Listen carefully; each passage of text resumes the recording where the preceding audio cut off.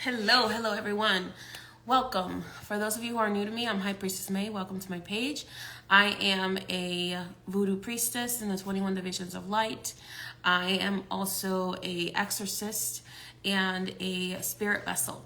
So today we are going to talk about earthbound spirits. We're going to talk about this from my experience as a medium, as in someone who does exorcisms on people, houses, and businesses. So we're going to talk about earthbound spirits, how they come to be, and what you should and shouldn't be doing with earthbound spirits, okay?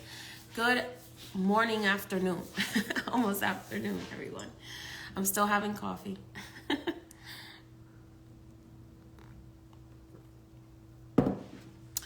So we're going to talk about earthbound spirits, why you shouldn't interact with them, why it's actually dangerous for you to interact with earthbound spirits, how some of your family members who you expect to be already elevated might be earthbound spirits and might be influencing you negatively, and how you become one. I think we already said that.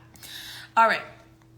So I'm going to just wait for a few more people because I'm seeing that Instagram is still sending out the notification.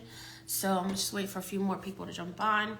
But if you are interested in this topic, my spirit guides asked me to talk about it this morning. So I'm going to explain to you guys how I know about different types of spirits and how I have come across them, okay? So as a spirit vessel, someone who works with elevated spirits, someone who works in voodoo, Dominican voodoo, where I interact with angels, I interact with saints, I interact with elevated ancestors. I've come across non-elevated ancestors. Yeah, it is cold in Florida today. That's why I'm still drinking my peppermint mocha. So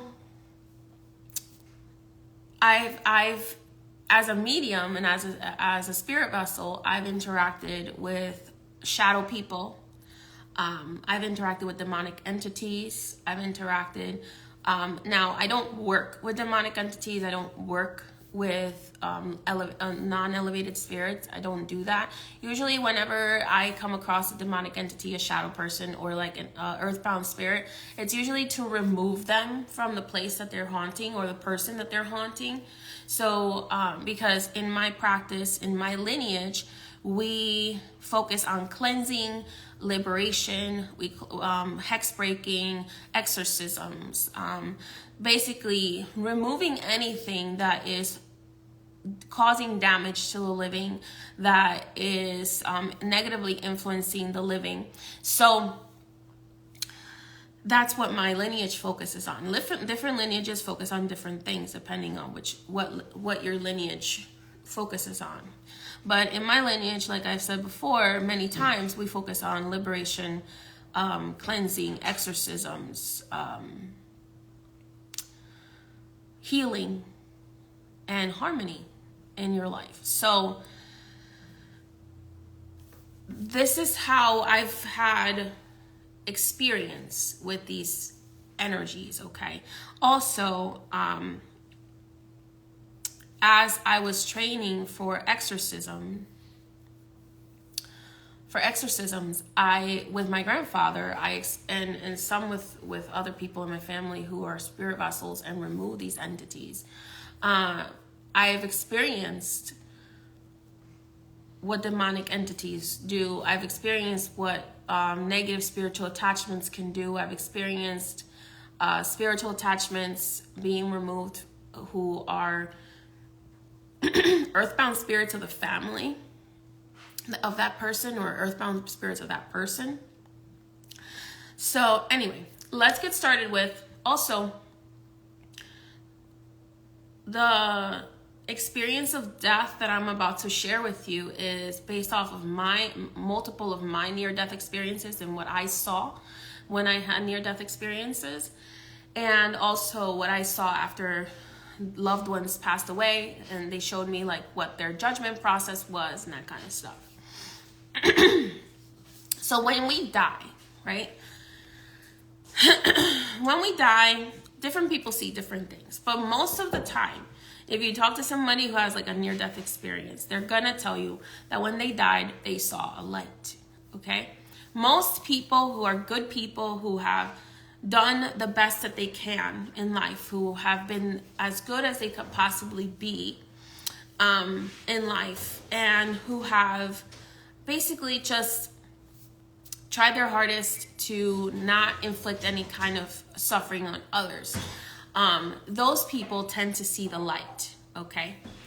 As soon as they die, or as soon as they're in the process of dying, you actually don't even see the light. You don't have to necessarily die fully to see the light. As soon as you're in the process of dying, for example, when I was in the process of dying a few years ago, I've actually had about 3 near-death experiences in my life. The one I had 3 years ago was the deepest, because I was actually in the process of not just dying, but also transitioning. So when I was in the process of transitioning, what a lot of spirits will see when they are in the process of transitioning, your soul is getting ready to leave the body, is that they will see a light. Usually, next to that light, you will see a loved one who is elevated. You might see your spirit guide. You might see an angel that walks with you next to the light, waiting to absorb you into the light, okay?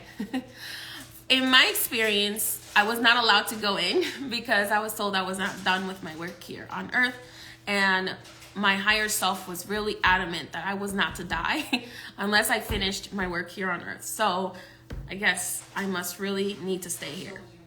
Huh? So was your wife. And so is my wife. My wife was very adamant that I was not allowed to die. So, so in the process of death, you'll see the light, right? Some people, after the light, you go to this path where you interact with other ancestors, elevated ancestors on the other side. They go with you to, and your spirit guides will go with you. They will take your soul to a place where your higher self kind of shows you what you did in life, how you affected other people's lives, how, what you learned in your lifetime. And then they will show you, they'll kind of be like, okay, do you feel like you learned everything you needed to learn? Or do you want to reincarnate? So a lot of people choose to reincarnate and they come back. Sometimes I've had this experience recently a lot where I've been doing readings, and a lot of family members who didn't really feel like they got everything done that they wanted to get done, or didn't really feel like they did what they wanted to do as much here on earth, will reincarnate right away recently into like the new child that is being born in the family. So that is not necessarily, that's not an earthbound spirit, okay? So that I wanted to explain that process. Judgment is not how it's described in religious texts based on my experience. Based on my experience as with my own near-death experience. I haven't been to judgment though in this lifetime, but I saw the light. And then I have seen the judgments of loved ones who have shown me the judgment that they went through. But the judgment that you go through is you judge yourself. So that gets me to earthbound spirits, okay? So earthbound spirits have a slightly different experience. Earthbound spirits can happen when someone hurts themselves, when someone is hurt by someone else and causes their death, and when someone is extremely abusive or evil in this world and they inflict a lot of pain during their living life on others. So those people, I have noticed, when they see the light, they are scared away from the light because their soul knows that they are going to be judged. They don't know what the judgment is going to be like. Sometimes they believe that, they believe what the Bible says, that like they're going to go to hell. So they stay away from the light, and they choose to, or they don't even see the light at all, because their negative emotions, because right after you die, before you go into the light, you still hold the same personality and the same negative emotions as you did before you go into the light. Okay. So earthbound spirits, a lot of the time, don't go into the light, and they choose to stay earthbound. They choose to haunt people, places, because they are afraid of judgment. They are afraid of, they are also, some of them who have hurt themselves, or who have hurt others, have not come to peace with what they did or what was done to them.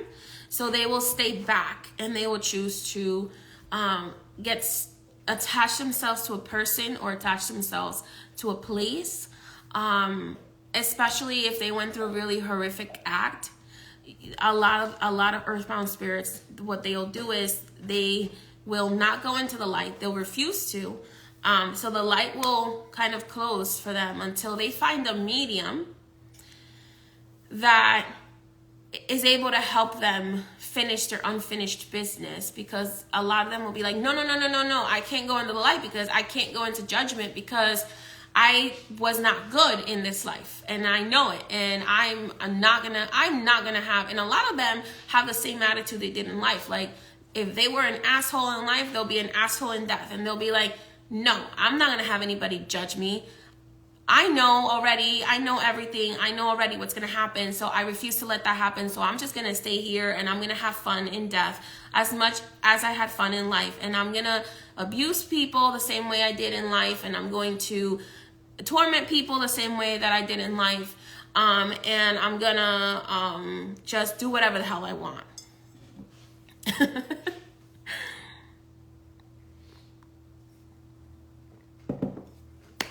So they refuse to go into the light. Some other people who are either confused because they got hurt by someone else, and they want to see justice done on their side, they will stay earthbound, and they will torment the person who hurt them. If they are someone who hurt themselves, they refuse accountability. Exactly.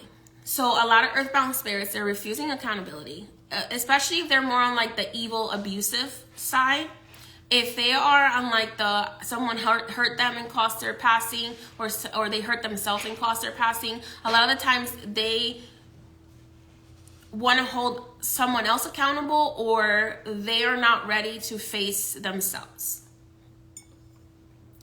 Yes, so lost in denial spirits, we'll talk about that. Those can be earthbound as well.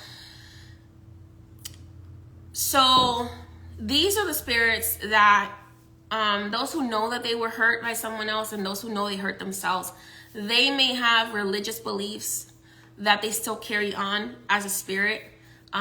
Because believe it or not, you can even have earthbound spirits that are religious, like fanatics, and they will stay behind and haunt a place and torment families, because that family might have different spiritual beliefs as them, or because that family might be committing sins that they feel are sinful, right? Like living together out of wedlock, or whatever, or not going to church every single week.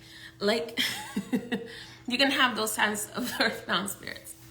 Sometimes you can have spirits that are lost because maybe they passed away. They don't really know what to do. Maybe they didn't have any kind of expectation as to what was going to happen after passing. In ancient Egypt, it was believed that before you died, you really needed to know how to pass all the gates. We are not shown how to pass the gates anymore. When the Egyptians really prepared their living for the process of dying, and the process of going through like the gates that you have to go through, the what you're supposed to say and do at every gate, because it is still believed that a lot of people go through this. Souls go through this because in different cultures, we do like the 9-day wake, and usually that 9-day wake represents the 9 gates that you have to pass through, and your family would have to pray for you to pass the gate. So that is still held in a lot of religious traditions, and a lot of people don't know, why do we do a 9-day wake or for the dead? And it comes from that Egyptian belief that you have to go through 9 gates, and you have to know what to say, because you're going to be met with a different guide or a different being at each of those gates, and you're going to have to pass those 9 gates, and then you go from the light to the 9 gates, and then you go to the final judgment, where you judge yourself.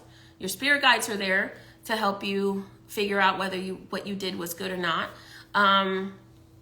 And then you choose to finally pass into the final pass, where you say, I feel like I have completed everything.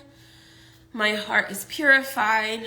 I have completed everything, and then I'm ready to elevate. So after the final judgment is when your soul chooses to elevate. Okay? Yeah, it helps elevate the spirit. If you're doing a 9-day wake to help to pray for a spirit to pass the gates and to elevate, that's what you're doing. You're doing it for them. But in the past, the living would know, like before they died, what they're supposed to say at each gate in case someone is not praying for them. But that's not taught anymore. So that's what causes a lot of like loss, especially if somebody doesn't have like any family. Sometimes spirits will get lost, or they don't want to accept that they're dead. They don't want to accept that they have to move on. So they stay earthbound. So what is the danger with earthbound spirits? Okay. What earthbound spirits can do, especially if they're your family members and they're not elevated, meaning they didn't go through the second light after judgment, and they chose not to reincarnate. Actually, they didn't even go through the second light. They didn't even go through the first light, because earthbound spirits don't go through the first light. That's my experience. They don't even go through the first light, so I misspoke on that. Elevated spirits go through the first light, through the gates, through the judgment, and then through the second light, if they choose that they no longer want to reincarnate. The earthbound spirits, lost spirits, in denial spirits, they will not go through even the first light. They will just stay around, either trying to connect to a living person, a place that they were really attached to, sometimes a business that they worked at. So they'll get stuck there. And what they'll do is they'll influence the living to feel guilt, especially if they were abusive and you cut them off in life. So let's say you had an abusive parent and you cut them off in life, and then they die, and then they choose to stay earthbound. That parent will try to make you feel guilty by making you like physically experience what they went through, like when they died, the cold that they felt, or the fire that they felt in the incinerator if they were cremated. So they'll try to replicate those emotions for you to try to kind of torment you, to make you feel guilty, like, hey, there you go, now you're being punished because you didn't subject yourself to my abuse in life, so now I'm going to abuse you in death. So they'll try to make you feel guilty for protecting yourself in life from them. They'll cause chaos in your life. They can cause you to have arguments in your relationship. They can cause you to have nightmares. They can try to influence you to do bad things. They can try influencing you, like hypnotizing you while you're sleeping. Basically, overall negatively influencing and torturing the living is really what they like to do as earthbound spirits. So why is it so important to know this information? It's so important to know this information, especially if you are spiritually gifted or if you do any kind of divination, because earthbound spirits, if you're not cleansing your home and you're not protecting your home, for some reason, a lot of people are talking about doing magic, but they're not talking about protection. When you are doing any kind of magic, when you are doing any kind of manifestation, when you are doing even praying, okay? Yeah, they create a negative fog. They create confusion. When you're doing any kind of like honoring of your ancestors or even divination, they will try to influence that. They will try to influence that. They will try to make you feel negative when you're doing these practices. They will try to damage that practice for you. So it's very important. Every single morning before I do divination, I cleanse my space, I cleanse myself, and I make sure I check my protection wards, okay? So I have multiple layers of protection around my home. And every morning when I get up, I can sense whether, now for me, it's a little bit easier because I can sense these things. You would have to develop your ability to sense. Everyone has the ability to sense, but some people have it more developed than others. So I can sense whether my protection needs to be put up, whether my protection needs to be reinforced or not. So it's really, really important to make sure that your protections are in place. If you have protection that can be washed away, you need to make sure that you are replacing them after it rains or after it snows. Yes, they can scratch you and cut you if they are powerful enough. If they have enough energy from their space, they are able to inflict physical damage on you if you have enough energy. If they have enough energy. Some of them are even able to move items if they have enough energy.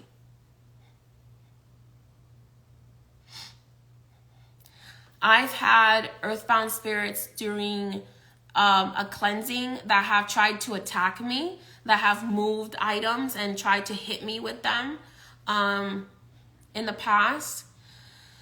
As I was doing exorcisms because they refused to leave, so I would have to exorcise them from the place.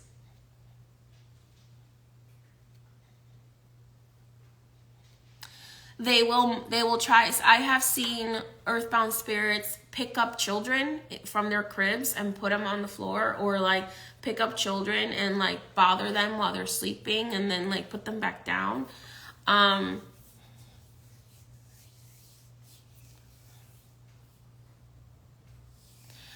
Elevated spirits can influence you, but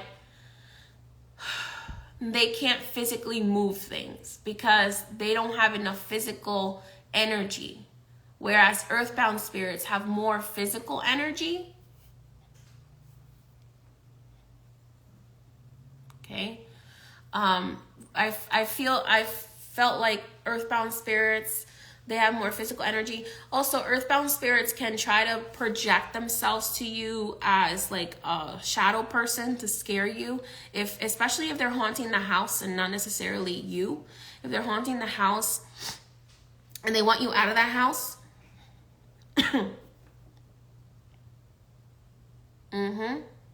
Your kid's father knocked over a bottle when you had another guy in your house. Yeah, if you have a baby daddy that is on the other side who doesn't want you with someone else, or a baby mama, you can have an earthbound spirit. So, most important thing is cleansing your home every single day and protecting your space every single day. If you are a medium and you're doing mediumship, you have to get used to the fact that you probably will have a haunted house. Like, I had a haunted house and then I got sick and tired of them all coming through my house. So I put up extremely strong protection, and now they just hang out outside my house and wait for me to help them. They kind of have like a wait line. So one thing with earthbound spirits is you have to exert your dominance over the space. If they are fighting back, they might try to do something to you, but most of the times, if you are saging them out or using actually frankincense, in my opinion, frankincense, myrrh, and copal tend to be better at removing earthbound spirits, because those incense have such a high vibration, as well as pine resin. But pine resin will keep away even good spirits, so you got to be careful with that. If you are you're a lazy medium, you're always being haunted, tired, and drained, yes, you need to cleanse your house every day with if you don't want any spirits at all, positive or negative, then you would need to use pine resin. But if you still want to allow positive spirits in but keep out all negative spirits, all earthbound spirits, lost spirits, whatever, then you would want to use frankincense and like copal in your house. Maybe a little bit of sage.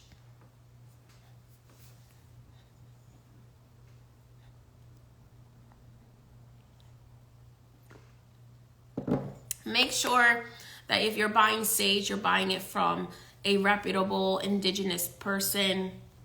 Please respect their spiritual practices, because they weren't allowed to use their own medicine for a very long time due to persecution from the U.S. government.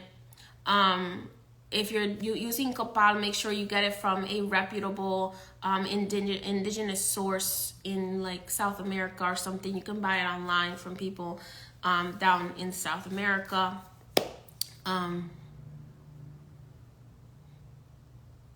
Okay, so try to like buy it from a reputable source, because this is why we should respect sage. Sage it's not that sage is a close practice. The use of sage is a close practice because they weren't allowed, the indigenous people were persecuted and murdered and killed for using their own sacred medicine. So now the fact that you can just get it at Walmart and they still get attacked for using their own sage, is we have to be respectful of their practices.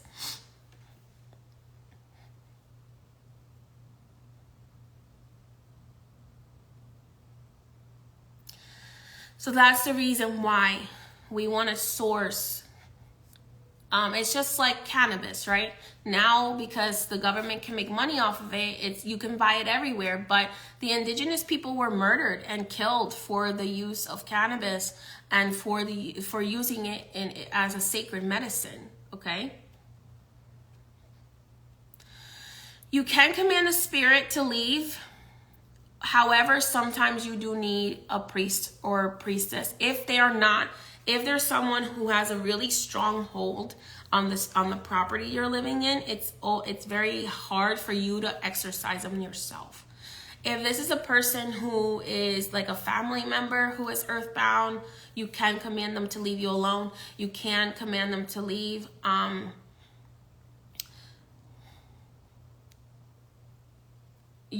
If it's a person who is not really that powerful in the spiritual side, you can command them to leave. But sometimes most living people aren't spiritually powerful enough to command a spirit to leave. You have to get an investigation by a medium, and the medium will let you know. Any good medium will let you know, this is a spirit that you can remove yourself, or this is a spirit that will not leave unless you get like a voodoo priest or priestess in here, unless you get like a priest to come in and do a blessing, because they might have been like a religious heretic or whatever. You might need to get an exorcism because this spirit is already on the level of like demonic entity. So it depends on, I would suggest getting at least a reading if you're experiencing a haunting, or having a medium come in and do investigations. I do offer investigations of houses and businesses to see what they need, and then I let you know what is needed and you know what's going to take to remove those energies.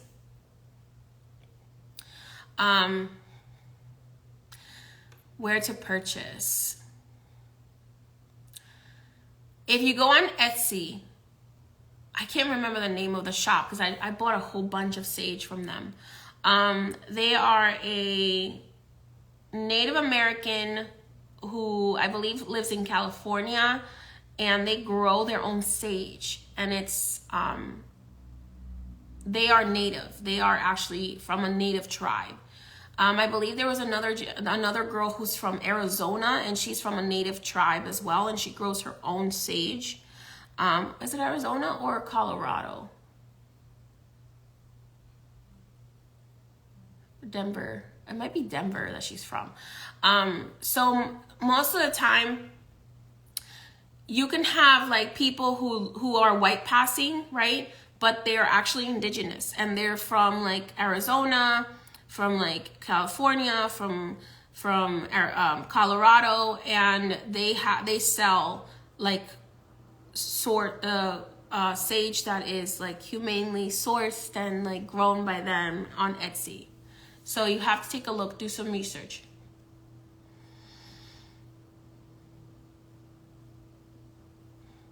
So that moves me to, aside from cleansing your space, you need to set up protections. Okay, so one of the simplest protections to set up around your home is black salt.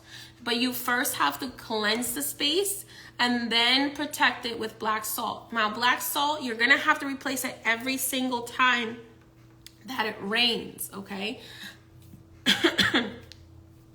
You're gonna have to make sure that when you cleanse your space, you open every single window. You cleanse the space and you protect it in the daytime. Because in the daytime, it's harder for the spirits to fight back. At nighttime, I have noticed they have more power. The power of the moon gives them more power. So if it's raining a lot or if it's storming a lot, then you need to replace that salt like every single, that black salt like every single time it rains, okay?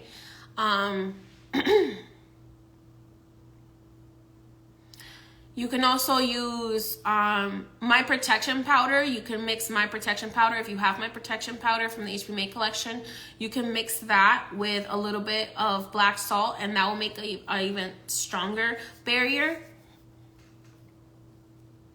No, you open the windows before the cleansing. It's just like you're kicking somebody out, right? If you're going to kick your mother-in-law out because you got into an argument with her, right? You're gonna open the door first before you kick her ass out the door. So you gotta open the door first. Open the windows first. Open the door, open the windows, and then you smoke it out. Smoke out the place. The powders are for external use only. They don't expire. It's best if you use them within a year. All of my products, because they have organic materials in them, it's best if you use them within a year. The oils do expire after a year, so you want to try to use them as soon as possible. I've said this before. The living are just like the dead. I'm sorry, the dead are just like the living. So however you would treat a person in life is how you would treat a person in death. They are the same. They try to scare you and make you feel like they can do more than what they could do in their living life, but they're just like the living, okay? Now, where you might have to be a little bit concerned is if you actually have an actual shadow person, or if you have an actual demonic entity, meaning that this person didn't have a soul, or this being doesn't have a soul. This being is just an evil entity. Then at that point, you need to get a priest. You need to get either a voodoo priestess or a voodoo priest, someone who is knowledgeable in exorcisms, someone who can remove this entity from either the person or the home. So that's a little bit different.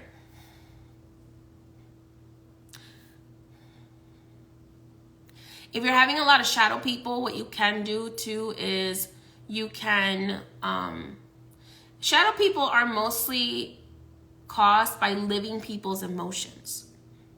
Okay.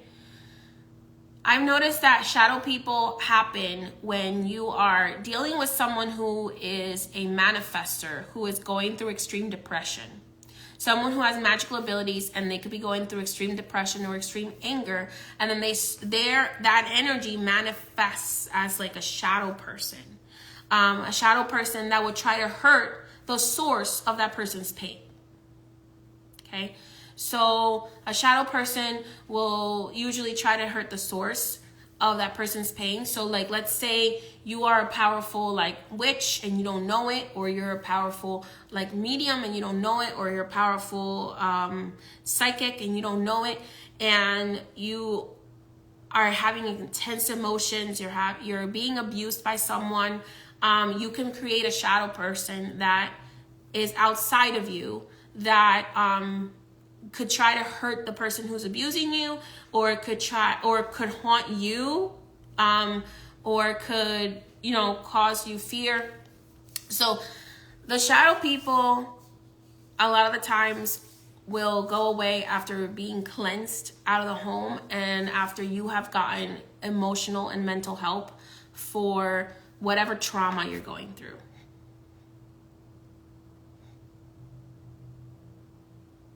Yeah, so it's possible that your daughter was seeing a shadow person that you created through your own depression or through your own anger towards something, or repressed trauma. So shadow people come from repressed trauma.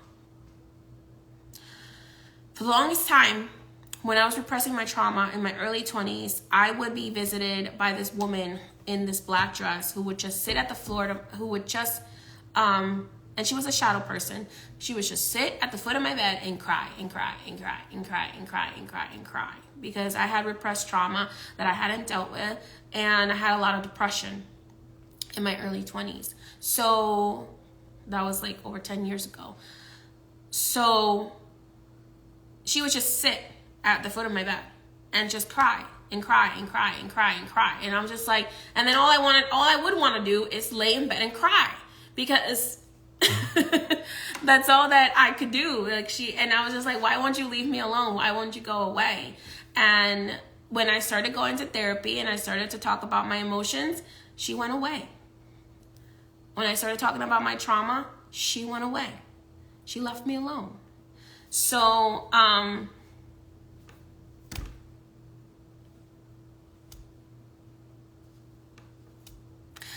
if you're dealing with a dark entity, what you can try doing, first of all, sometimes if you do something and you piss off that ghost, it's another thing. So when they materialize, when earthbound spirits materialize, then they become a ghost, okay? That's when they actually take material form, where they are able to actually manipulate the energy in their space to take physical form, to look like a person. Then they become a ghost, okay? Or a phantom, as they say.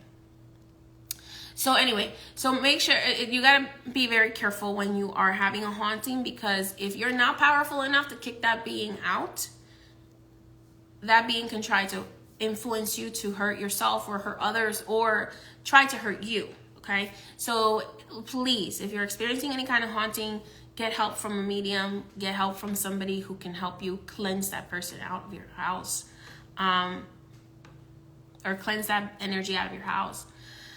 Now, if you're dealing with shadow people, aside from getting therapy and dealing with your traumas and stuff like that, one thing you can try to do is you can try to, and lower demonic entities that are not that powerful, you can also do this with, you can cleanse your house with all of the church incenses.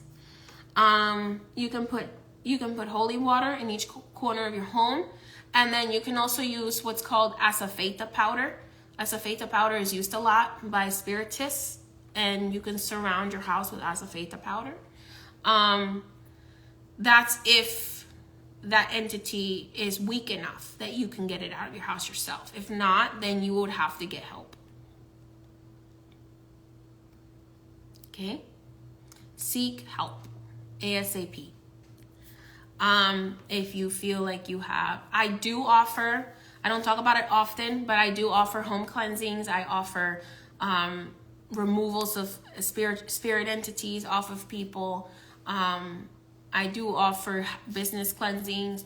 So you can book a consultation on my website for that. And then we can talk about what the process of us removing those energies would be, and what the service is going to entail. So,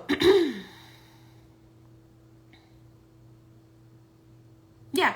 So at the end of the day, these entities either need, or energies, earthbound spirits, shadow people, earthbound spirits, first of all, need to either be exorcised or moved on, meaning that a medium needs to come in and get them to move on. Shadow people, usually you have to deal with trauma to deal with them, or you can try cleansing them from your space. Darker entities are like lower level demons. They need to be exorcised. Usually they will not leave willingly. They have to be exorcised by someone who is more powerful than them. Someone who knows what they're doing. So that's one of the things that my mysteries do when they are possessing me, is that they do exorcisms of entities that need to be removed from spaces that they are haunting. But aside from that, you can cleanse your space and protect. If you cleanse your space and put up your protection and you're still feeling energies in your house, you have a really powerful energy and you need to get help. Feelings of having entities in your space are brain fog, anger out of nowhere, depression out of nowhere, feeling drained when you wake up, because that person is feeding on your energy while you're sleeping. Getting just random feelings. The energy feels weird in your house.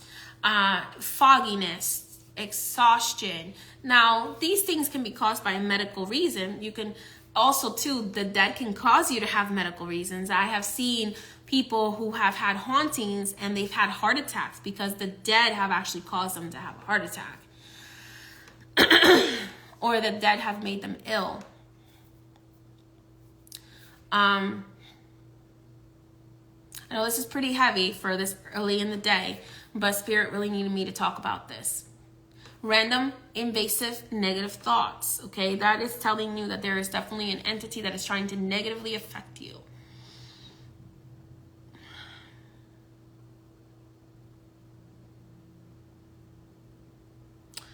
Dark entities, like that are on the demonic level, they will try to get you to hurt yourself because they want to steal your soul. They want to steal your energy. So, or they want to make you an earthbound spirit. So they'll try to get you to hurt yourself. So you have to be careful with that. Especially if you're a medium. I've experienced that if you're a medium and you're not developed, or you're not using your gifts a lot of the time, or if you are using your gifts and you're growing in power, a lot of the times these dark entities will, because they're afraid of your power, they'll try to influence you to hurt yourself. Okay? So you have to make sure that you're taking care of yourself. Can it come through the TV if you're watching dark stuff? Not really. But if you're watching dark stuff, the music can change the vibration of your home, which will invite in spirits that are around you. Also, if you're a manifester or a projector whose biggest power is your outer vision, meaning that what you see, you manifest into the world. You will usually, if you're watching something or you're watching horror movies, you can manifest shadow people yourself into your home.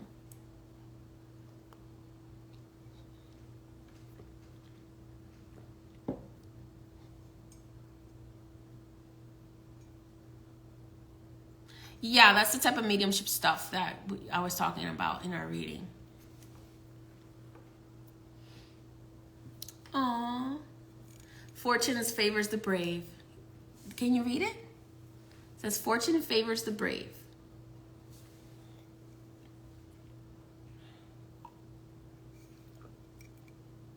So it's very important to take care of yourself, especially if you're doing divination. How are you going to know that your stuff is not being influenced by trickster spirits if you're not cleansing your space in between? Whenever I do readings, I cleanse my space in between every reading. In the live, I use a bell, or I use some sort of tuning fork. I use sound vibration. I have Sam in the background burning sage, incensing, or something, Palo Santo, something to make sure that my readings aren't being influenced by negative forces. Last night after I got off the live, there was a spirit outside my barriers that couldn't get in, and he was just staring at me like, I want to talk to you. And I'm like, you can't talk to me because you don't have anything positive to say. So I was like, yeah, no, you can stay out there. You can stay out there. Have fun. You can stay out there.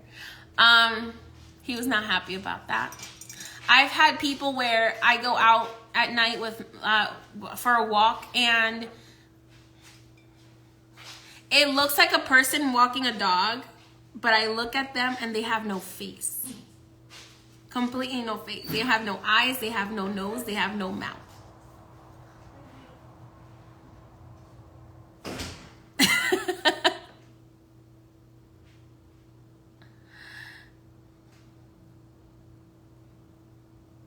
Do I still have what bird video?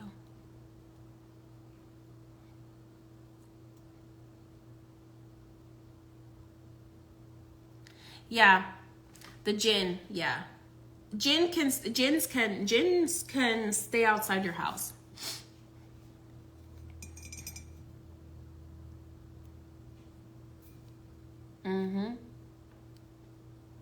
It's so funny because the same guy who I saw had no face at night.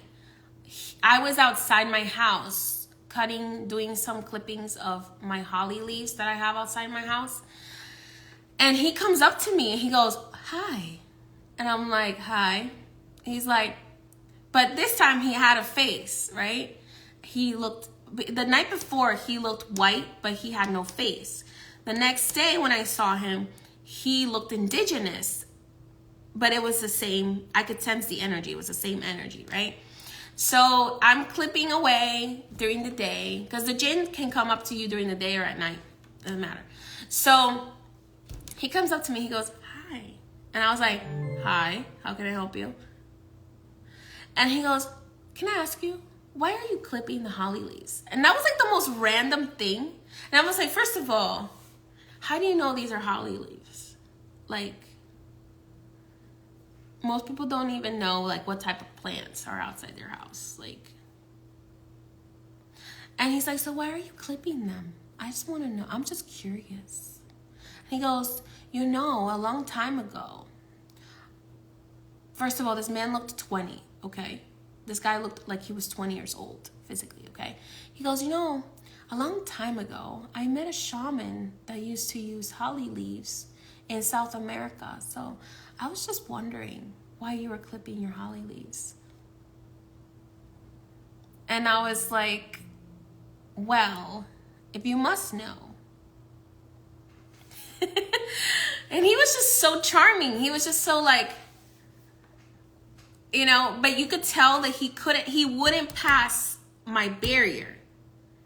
And I'm like backing away to see, because most people, when you're backing away,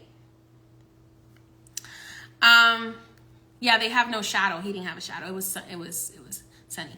So anyway, most people, when you back away, right, they kind of come closer. No, he wouldn't pass the barrier that I have around my house. So that's why I was testing him. I was like, I kept backing away to see if he would come closer to me. And he wouldn't pass the barrier. He was like, the further away I got from him, the further he was like talking to me.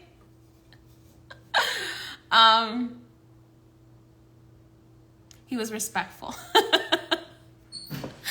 He was like, huh, okay. And I was like, if you must know, I'm making a protection. And he's like, oh, okay. I was just curious. And then he left. He left. I turned around and I kind of was like, okay, well, have a great day. And I turned around and I went back to clipping my holly leaves. And then he walked away and all of a sudden he was gone, like really fast. Like there was nowhere he could have gone into. He was just gone. So that was kind of funny.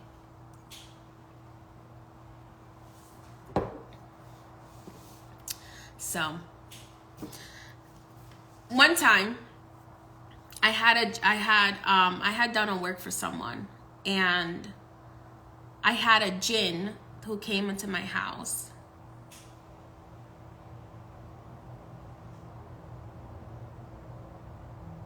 Oh, the video, that video got deleted. So that video, it wasn't of a bird. It looked like a moth, but it wasn't a moth. Because we checked other video and it wasn't a moth. Okay, and I had somebody who does like video stuff check out the video, and he was like, that's not a moth. Now, spirits can take the form of moths. That's something that's very known, that moths are actually earthbound spirits. So if you have a moth that comes into your house, it's not a good thing. Thank you. Sam's cleansing me. So moths can take, the earthbound spirits can usually take the form of a moth.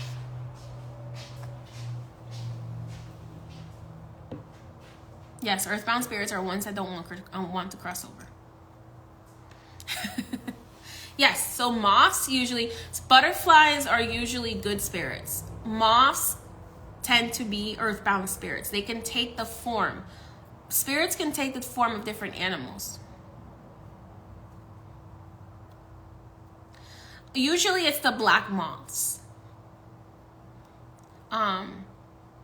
It's usually the black moths that are earthbound spirits. Not every single moth. Please don't go around killing moths, okay?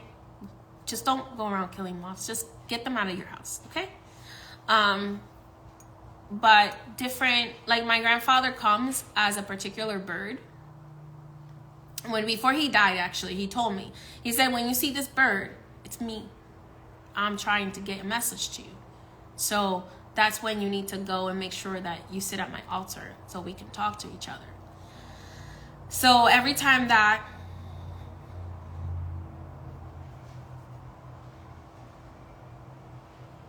don't let black moths touch you because of that. Just don't kill them, poor things. Anyway, but I know that for a really long time, I used to hear like black moths are spirits.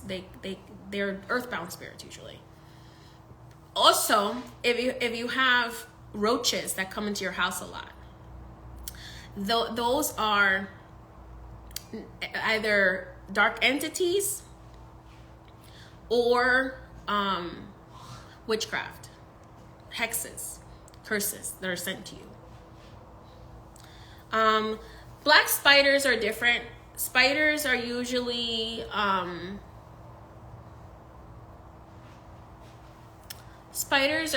sent by like beings like a Santa Muerte, because those are her animals. So like if you experience like a lot of like roaches or black moths, usually that's negative energy. That's negative energy in the space. That's negative energy in the space. So in New York City, let me tell you something, guys. If you live in New York City, you are living in the pits of hell when it comes to dark entities, because they love New York City. They love New York City. Love it. They love New York City and they love LA. That's why you see that in LA you have a lot of homelessness, and in New York City you have a lot of homelessness. A lot of that is not just, you know, the cost of living. Of course that affects that, but a lot of that is because it's very influenced by negative dark entities.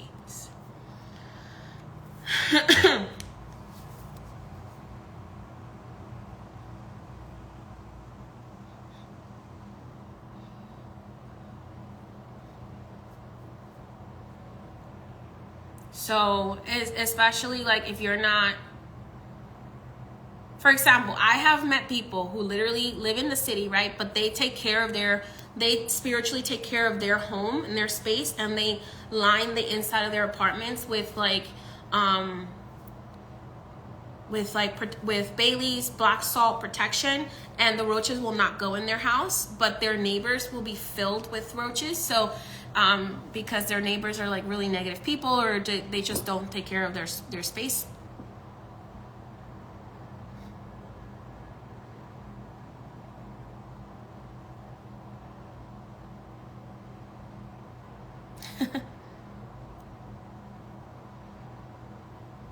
So New York City is extremely depressive. So is LA, because it's full of earthbound spirits. It's full of ghosts. It's full of dark entities. It's full of jinn. The jinn love those big, busy cities because they can do whatever they want, and nobody's gonna notice that they don't age, okay?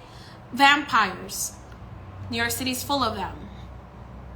The red cardinals are usually a grandmother that is coming to visit you, or a grandparent spirit. But my grandfathers usually come as blue jays. Grandmothers usually come as red cardinals.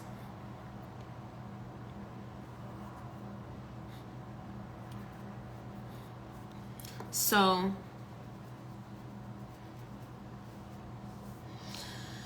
now in the South there's roaches, but they don't tend to try to come into your house unless they're following negative energy into your house. Okay, so because they tend to want to stay outside.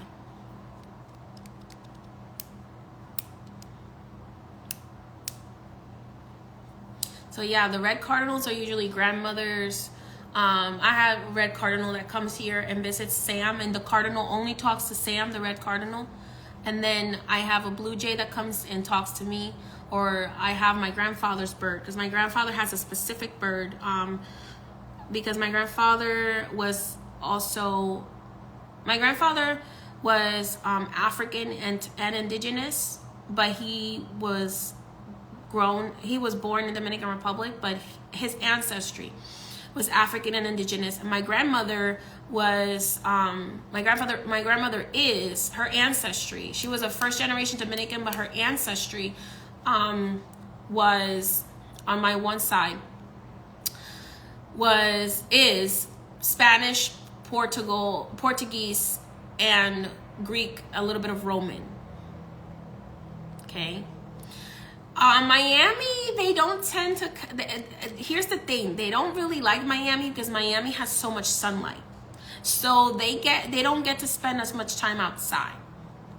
Dark spirits don't really like sunlight. They like moonlight because that gives them more energy.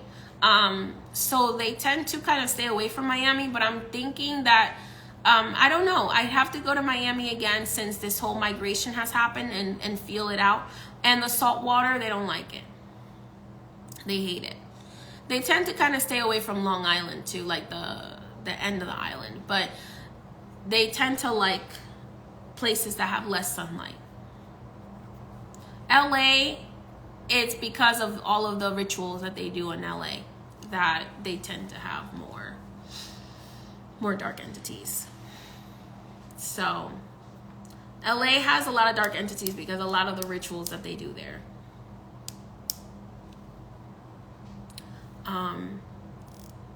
But yeah, so because my grandfather has shamanic background, he had a specific totem animal that was a bird, and that bird was his totem animal, and he was able to communicate to those types of birds and He was able to receive messages from the spirits through those birds. So that's when before he passed away, he told me, when you see this bird, it's me. Can I explain vampires? They're real vampires. They hide. A lot of them own major banks. They own the banking system. They control the Vatican. This is not conspiracy theory. This is the truth. They own banking systems. They control the Vatican. They control political parties. So vampires, they're real. They tend to have like very exclusive clubs that are under glamour spells, where the glamour spells will hide their club. Sam and I were actually in Salem a few years ago, and we saw in plain sight. Well, I saw it because they had a glamour spell on it. So regular people didn't notice it, but Sam and I, because we're spiritists and we're mediums, we noticed the plaque that said Vampire Club in there. And it was like it was an exclusive club, and it wasn't a very small plaque, but I was drawn to it because of its energy, because it was all the way on the back side of the building. So it wasn't in the main strip in Salem. No, not in Salem, Boston, not Boston, I'm sorry, Salem, Massachusetts. Okay, so they are real. They suck blood. They drink blood. There's actually been a lot of cases, if you research it, of people who have died and who have been drained completely of their blood, and nobody can understand how they were killed, how they were unalived.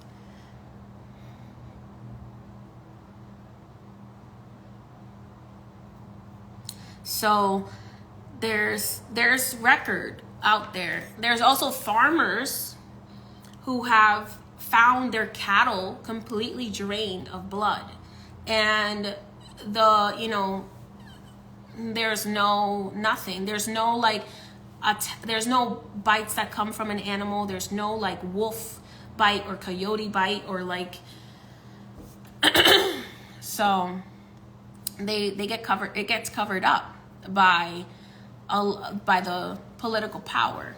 A lot of the people in the Vatican are vampires, the higher ups.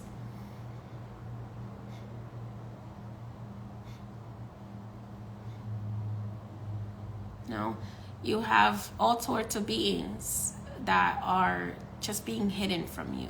They're in different dimensions. People don't pay attention. Okay, unless you are aware, your third eye is open, most of the time you don't pay attention. So much happens in cities and nobody pays attention. Like last night, Archangel Michael told me there was a demonic attack in, I think, Siberia or something, and a lot of people died, and nobody even knows that happened.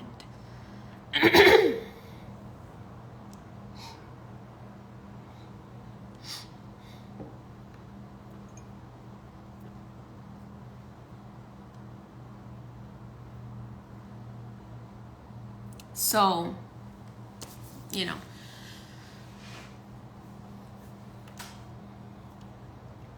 the people who try to expose it, they disappear.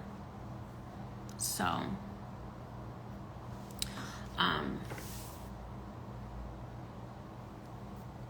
my spirit guides have my page protected. They have been protecting me from being found for a really long time. So if my page all of a sudden disappears, look on my YouTube, because I'll tell you what my new page is. Because usually, last time that the Illuminati found me, my page got deleted. I know that sounds kind of crazy, but it's true.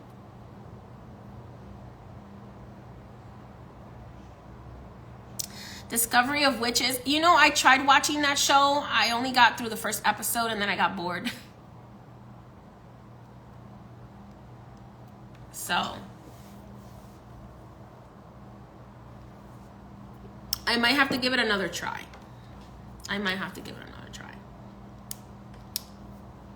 Yeah, there's a lot of good informational videos lost. it is like the Twilight Zone. There's just a lot of things. Like mermaids, stay away from them, guys. I mean, they are amazing creatures, right? Like, we honor mermaids, but don't be bothering them unless, like, don't go to the beach at night, okay? I have seen what I believe was a mermaid, and I have heard them at night. So, you know, they might be our ancestors and stuff, but, like, don't try to catch a mermaid, okay?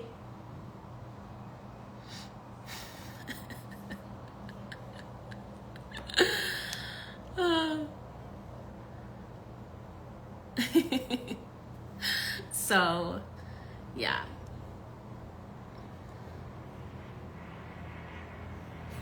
You know, mermaids are extremely powerful creatures. Why do you think they were bombing the ocean? Who bombs the ocean? Okay, that's the most random thing in the world.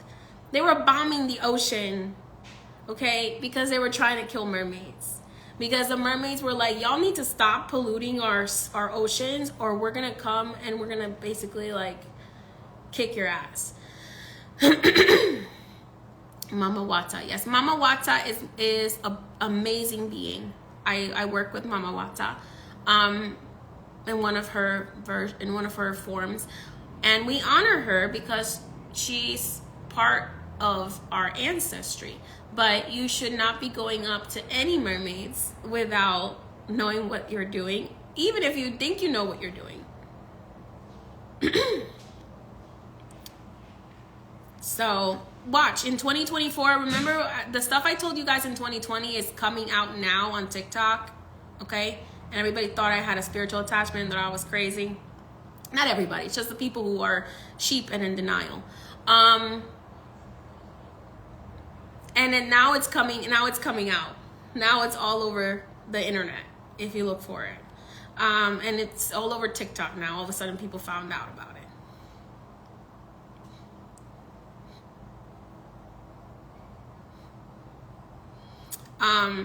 Aliens are real. I've had conversations with them. I've channeled them. A lot of them don't want to hurt us. A lot of them do, because they just want to imprison us. A lot of our politicians are extraterrestrials. Vampires can walk in the sunlight, but they don't like it. It's uncomfortable to them.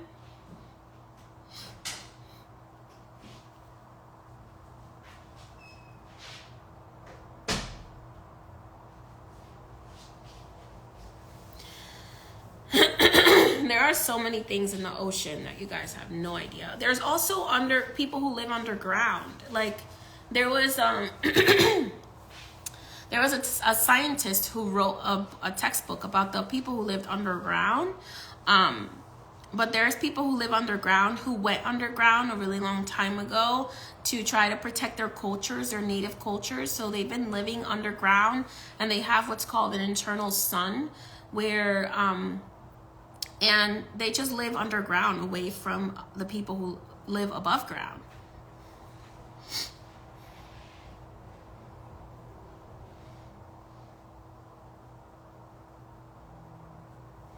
So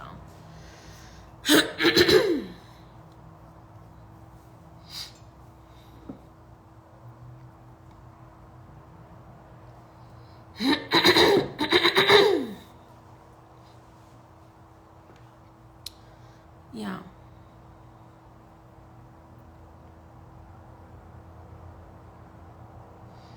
And people and the aliens in other planets don't want us in their planets either, because they think that we are just destructive.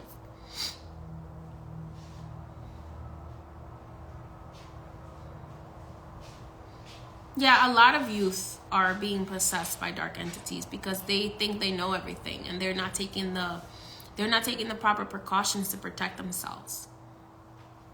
And influenced. Sometimes they're influenced, sometimes they're possessed.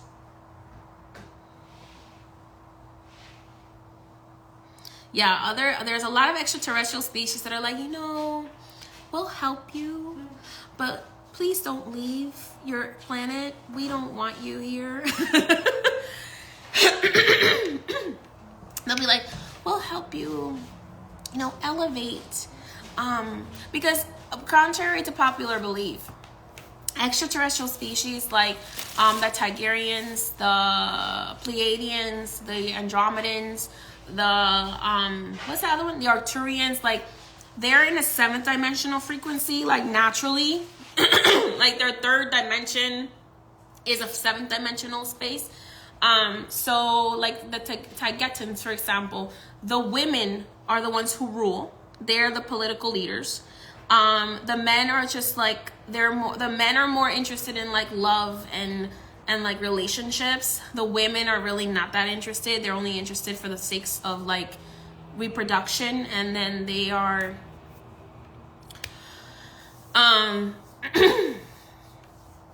so they have a higher understanding of the universe than we do, but they're not necessarily like God. They don't know everything. Okay.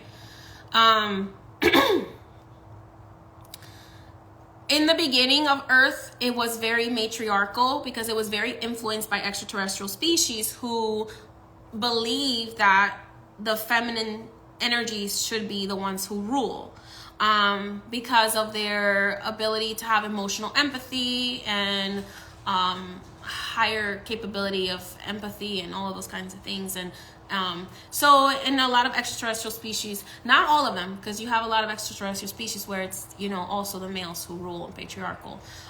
Usually in like the draconian reptilian species, the grays, they are more destructive, and they tend to, not all reptilians, because there's good reptilians and there's good draconians as well. They tend to want more like the patriarchal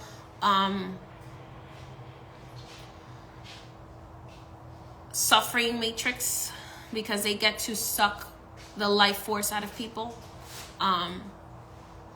But there are a lot of species where men and women are equals, like in ancient Egypt. In the Syrian species, they're equals. So that's why when you look at ancient Egyptian history, their gods would be equals. Yeah, I'll try to repost it. So we went from earthbound spirits to extraterrestrials, but that's okay. I love extraterrestrials. Not all of them, but a lot of them are chill. A lot of them are good people. They are. Some of them, will abduct you to heal you. Some of them will abduct you and ask if you would be there, if you would have a child with them, so that they can pass on the DNA, especially if their species is dying off. Can I have one of those, please? Thank you. I've never seen that show. So, like, if a species is dying off, they will abduct someone and that has really good DNA.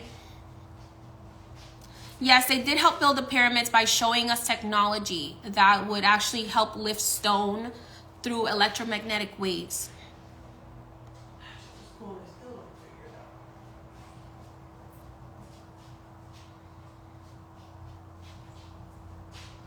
Spirits can see the future, but not earthbound spirits. Only elevated spirits. And usually, it's because, the Swedish fish got stuck in my my toe. Spirits can see the future, but usually it's because they can read your Akashic record.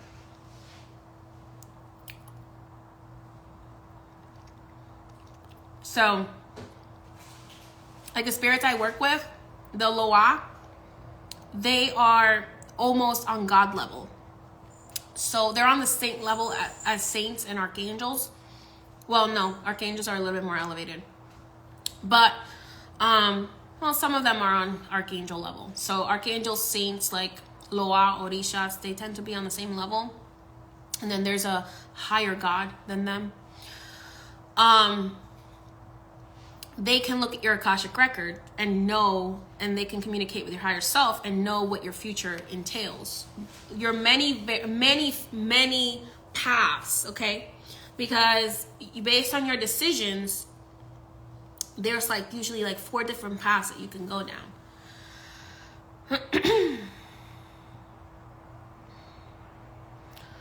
Bluebird site, reach out to me via email so we can look and see what type of work I recommend it to you, and we can tell you whether you need another consultation or not. If it's been over 45 days, you definitely need a new consultation, because energy shifts every 30 days. With every moon cycle, energy shifts. So, somebody just jumped on here that has really bad energy. I felt it. I got you. Hold on. Hold on.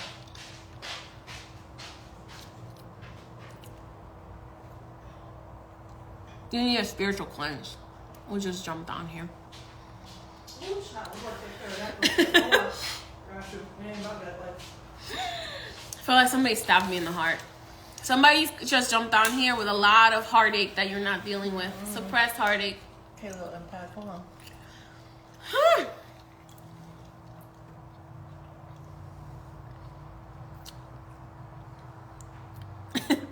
Hit that reverse back to you.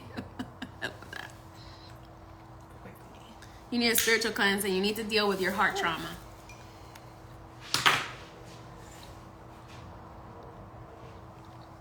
Are you tweaking? Thank you, babe. Are you tweaking? I don't know. Somebody said, are they tweaking, or can she see through me right now?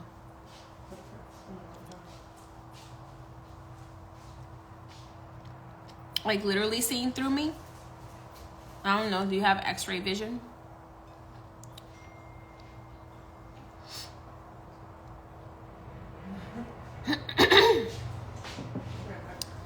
I think that might be the sun. There's a door over there. It's just the sun. It's the sun. Thank you. Guys, I have to tell you a story. I had a really bad neighbor upstairs.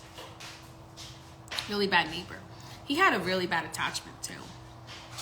Really bad attachment. He was just so loud, right?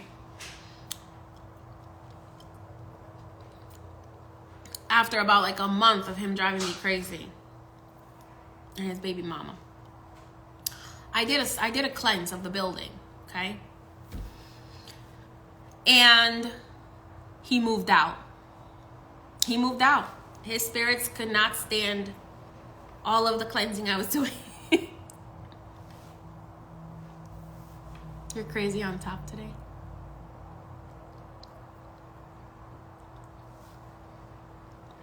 Yes, it's really important to get sunlight, and it's believed that a human being, by a human being looking, I'm about to go to the beach in a little bit. I love my life.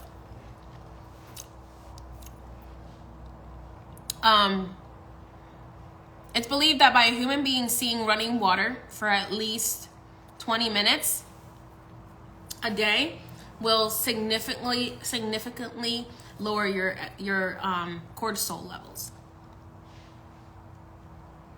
You signed up for the cord cutting ritual and your toxic roommate immediately moved out. There you go. There you go. That's what happens. By the way, we're having a Mama Brigitte money and fertility ritual on February 1st. And then we're having a St. Valentine's Day love attraction ritual on Sam, did you post a St. Valentine's Day ritual? Or did Anne post it? She must not be able to hear me. I gotta check with my assistants what they're doing. The Mama Bridget ritual is to help with money that you need. If she accepts your petition, she'll help you receive the money that you need, the most right now, and or she'll help you get a job. The fertility ritual is either to grow your money, or if you are having issues with fertility, It's to petition her to assist you with your fertility issues. So you can type in what you desire to receive from her. You can go on the regular browser. Instagram is having a issue across the board right now. I think everybody's having this issue with their links not working. You need to go on the regular browser and type in my website, highpriestessmay.net, and you should be able to access everything.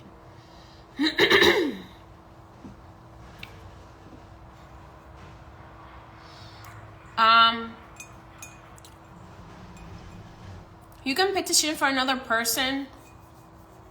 And keep in mind, whenever you put a petition in for another person, you are paying the cost. Not just the financial cost, but also the karmic cost. So type in highpriestessmay.net on your regular browser and you'll be able to see everything I offer. Good job, good job. Let's see, do you guys have any other questions?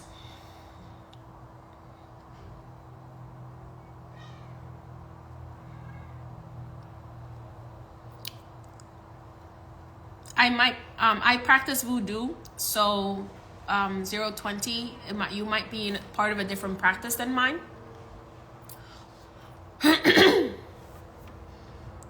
If you practice like folk Islam, or something different than what I do, it's slightly different. The way the voodoo spirits work is that they choose priests and priestesses to carry out things for the community. Oh, you're saying her trying to do it for her mom? Yeah, I mean, like she can do it for her mom if she wants to, but I'm just saying everything has a cost. Everything that you ask for has a cost. So if her mom, let's say that the donation that is being requested for the ritual is not enough to pay whatever karmic debt or blockage her mom has, you may have to take on that karma. Can I do hypnosis online? Some people do it. I don't like to do it because if you get disconnected and you're still hypnotized, that can be an issue with soul loss. So I don't offer it online. Yeah, I'd just rather not do it.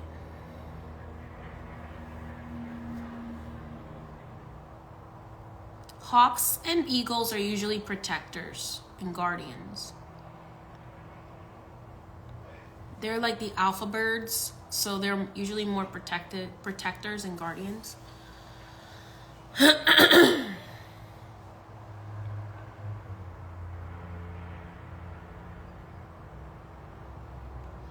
Most of the hypnosis sessions that I do, people fly to me to come and do it because you only need to be here for one day to do the hypnosis. Crows are messengers of the dead. They're usually messengers of like the Baron of the cemeteries, the queens and kings of the cemetery. Blue jays are usually grandfather or father spirits. Owls are usually associated with La Santa Muerte or with witches. If you are a witch, owls will gravitate to you. Because owls represent wisdom and psychic ability. It's also because they're nighttime creatures.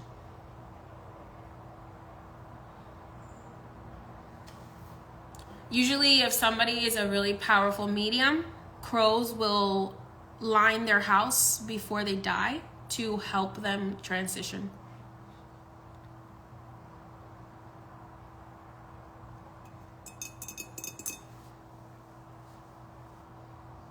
Lions are usually totem animals for certain people, or just a way to represent you stepping into your power, or reminding you that you're a lot stronger than you think you are.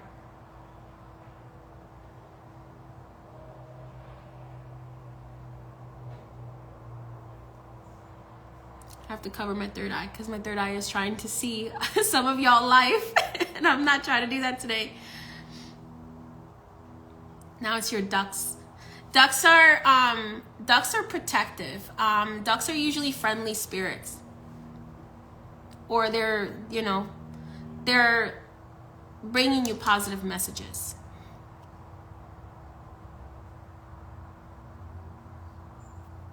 Braveheart, I'm not sure if there's any correlation between that.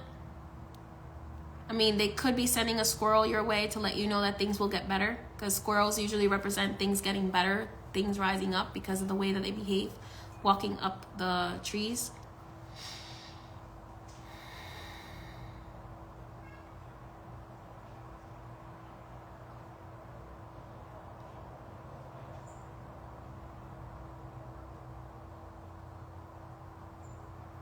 Well, witches can talk to crows. Usually they will talk to crows or ravens. Especially if you have the ability, the mediumship abilities.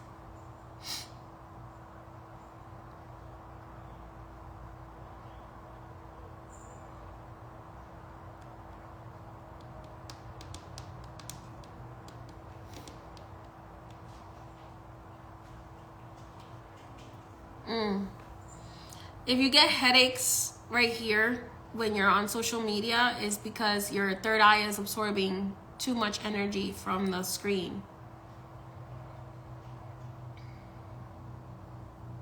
Yes, people can send birds to your house to spy on you. That's very common. Usually they use like ravens. Please don't hurt any ravens, crows, or owls. They tend to use those three animals, those three birds the most, to spy on you.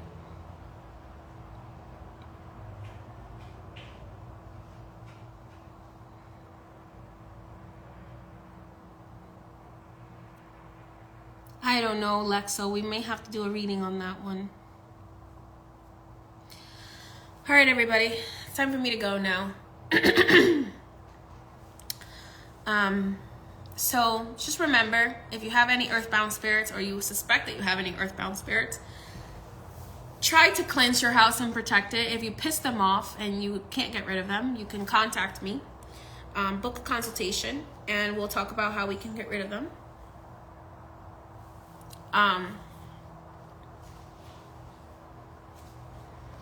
So if you have any spirits, or if you believe yourself to be haunted by any spirits or entities, you can book a consultation on highpriestessmay.net.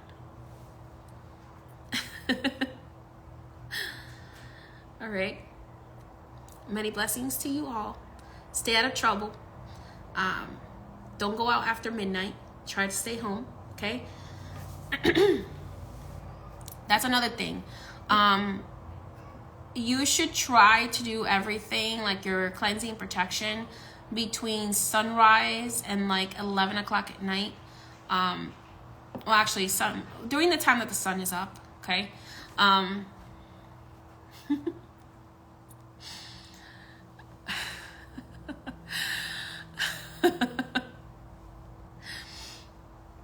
So you want to try to do your protections while the sun is up.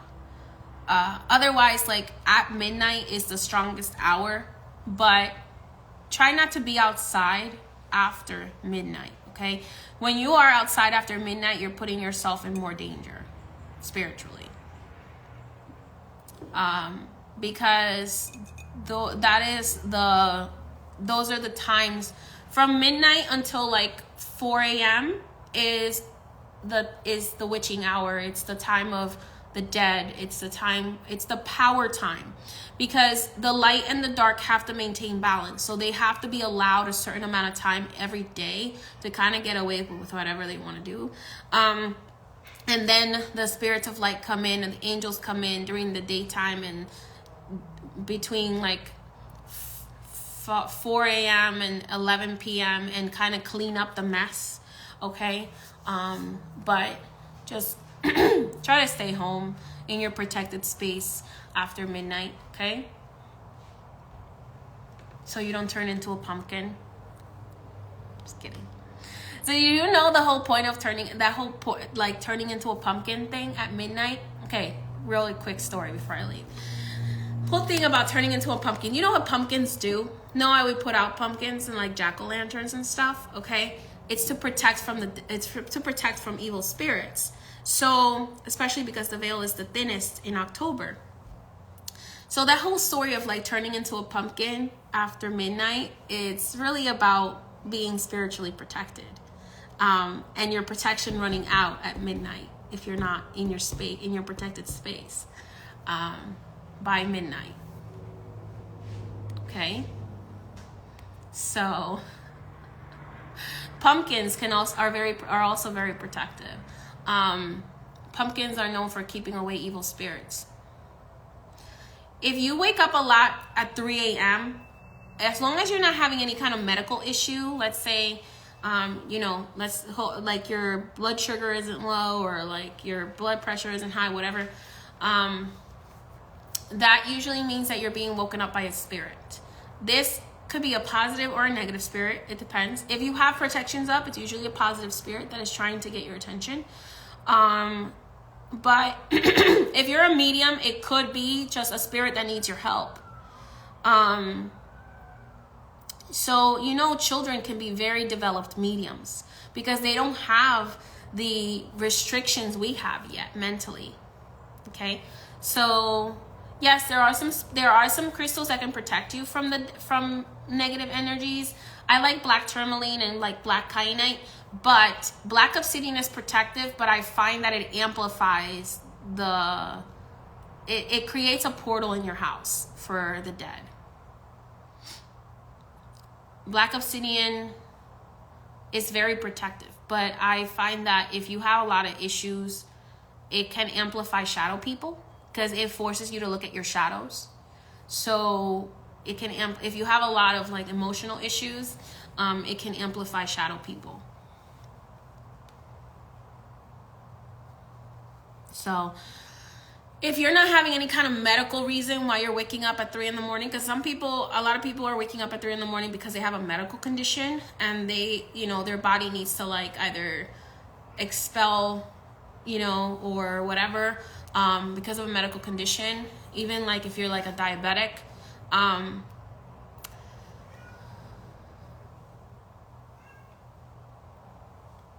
Hecate, come here. Hecate. Hecate.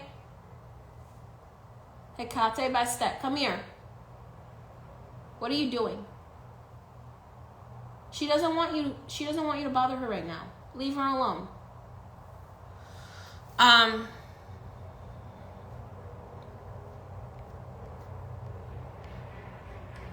So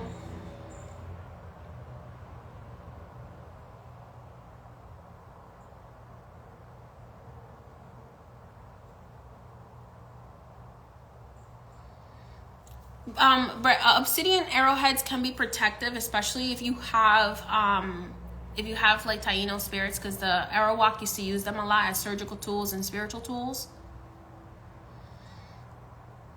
Amethyst can make you very, very active at night because amethyst opens your third eye and expands your psychic awareness. So if you are sleeping with amethyst and you have spiritual gifts that are easily developed, then you're going to be waking up all the time because you're going to be very aware of what's happening. Kids, right? Yeah. She's not happy if she can't see Sam. She's not happy.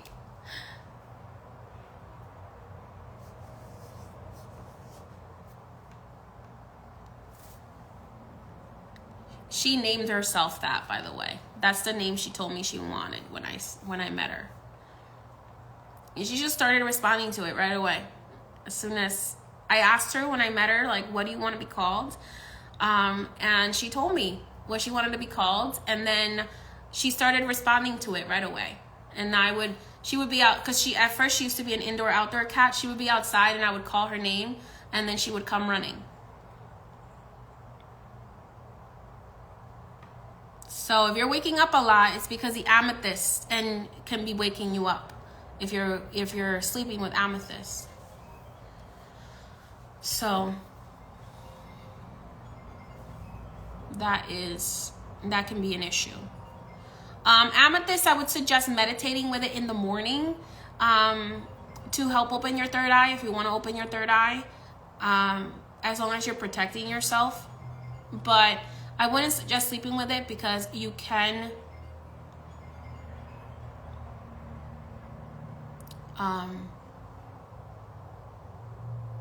what was I just saying? I don't know. That phone call distracted me. My apologies.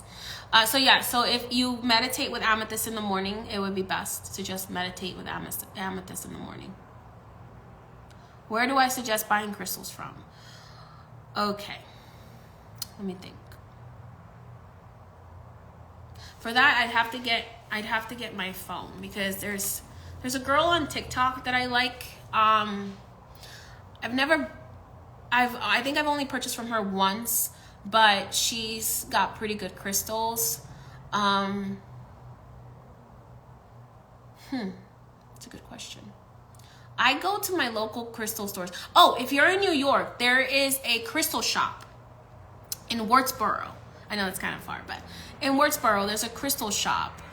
What is that crystal shop called? It's where I used to go all the time.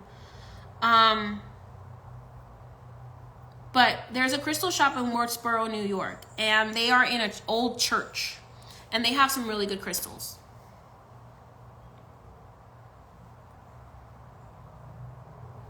Yeah, I have to look at my my TikTok and my Instagram for the people that I follow.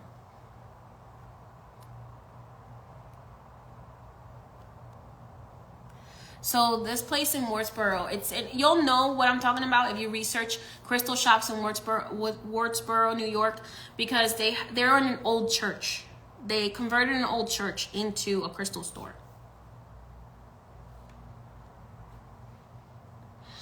Dorian, the world has ended already many times. It will end again when God wants it to end. When God believes that it is time for a new cycle.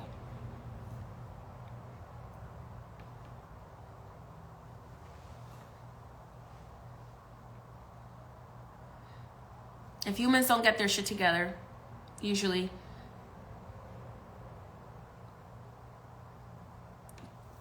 things happen that causes a refresh.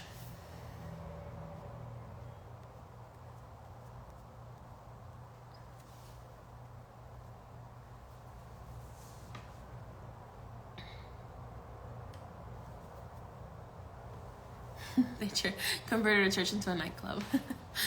Oh God. Yeah. And let me see. I'm trying to think. It's Luna. There's also a shop in Marlboro, New York. I believe it's called Luna Enchanted, and she has crystals. There's also a shop. What was that other shop? Can't remember the name of it.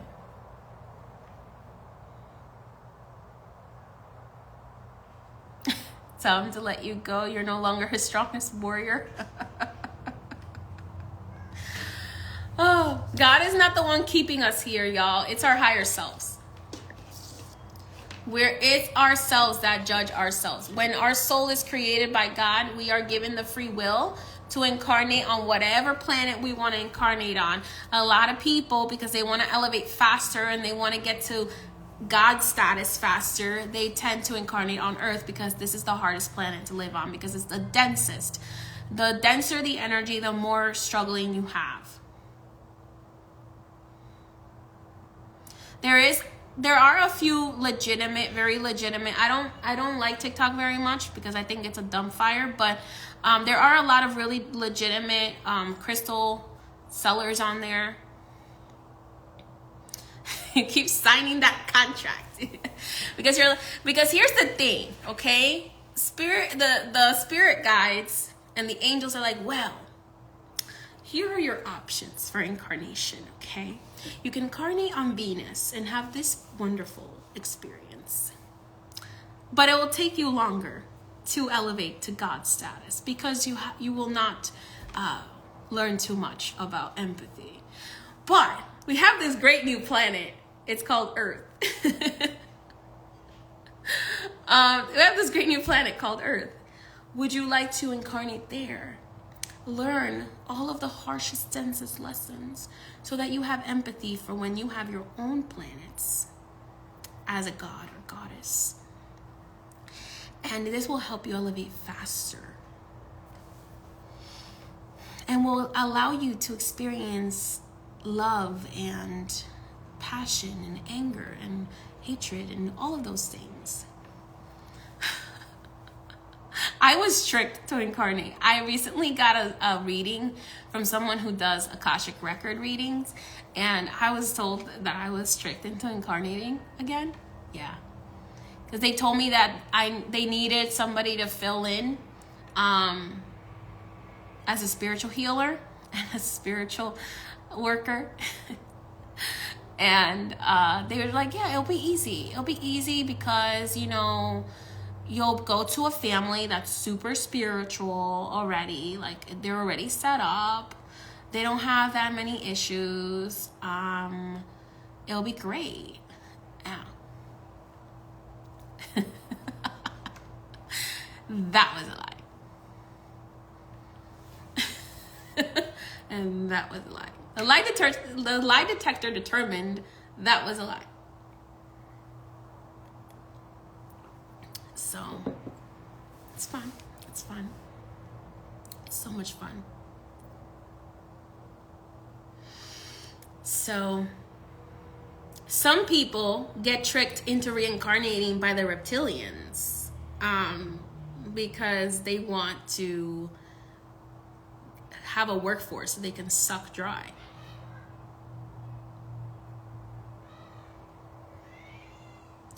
Hecate, Hobbit, come here, Hobbit.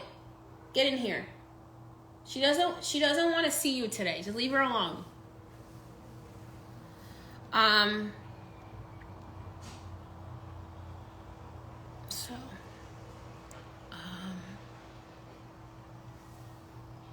So yeah. So your soul can choose. It's not God who binds us here. God is just a creator. God is the creator. And God gives us the free will to do. And God is too busy building universes to give a shit about what you do, okay? God has a hierarchy of other beings under him, assistants, that they're the ones responsible for seeing what it is that you're doing.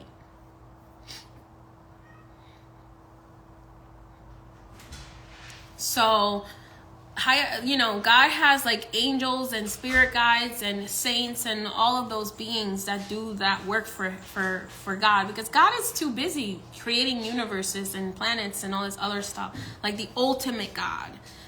Because there's a lot of gods in the universe. These gods, these other gods that people honor, those gods were once people that elevated very, very high to God status. And you have the power to also elevate through reincarnations and lessons and all that into God status. You know, Hecate was very upset that you left. She would not. I got to receive this abundant blessing gift from her. Where'd you get a pineapple from? She brought you a pineapple? Wow. That's nice. That's nice. Because she said that I needed. What is she doing? What's your mom doing? She has to do a job. Oh, okay. Yeah, they need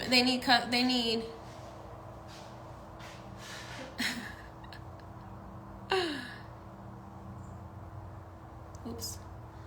Your dreams tells you that's the last time you will be seeing them. Did they reincarnate? Law, it's possible that if they came to see you and told you this was the last time they were going to be visiting you, yes, they could have decided to reincarnate, or they could have decided to elevate a lot higher. So, but usually if they elevate, they can still visit you. So they probably did reincarnate, or they might have reincarnated in another part of the universe.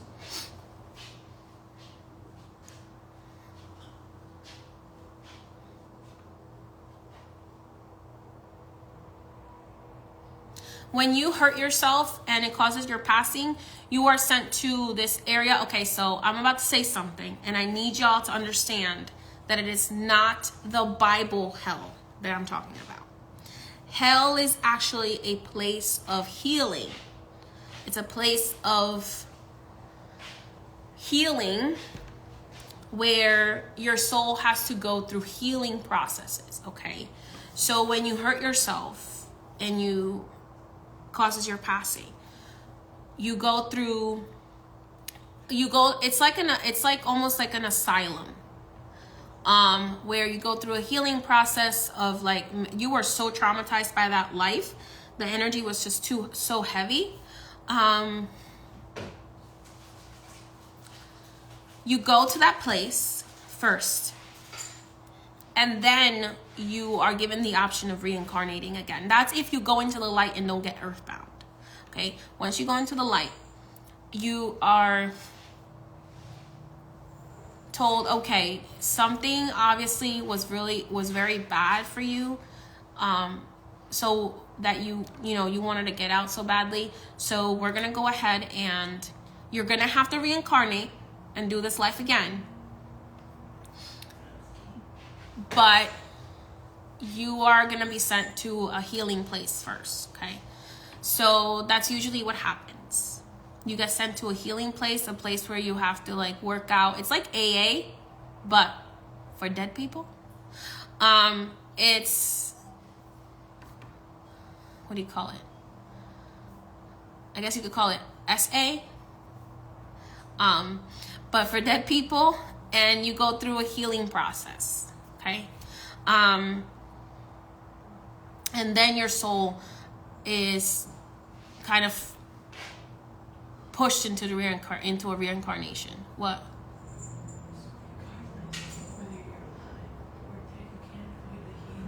So regardless of whether you're alive or dead, you cannot avoid the healing journey. You're gonna have to either do your healing journey while you're alive, or you're gonna have to do your healing journey while you're dead. There's no escaping it. Because you have to get to a point where you realize that living things are more valuable than the entire universe. Astral City. I've never seen Astral City, so I don't know what you're talking about.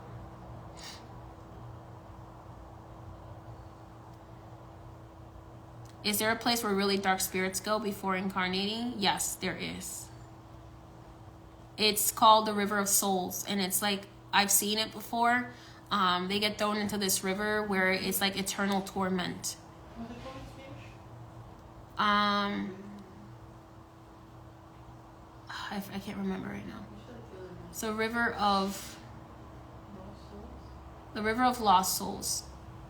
But in reality, what it really means is, it's really the river for people who were very evil.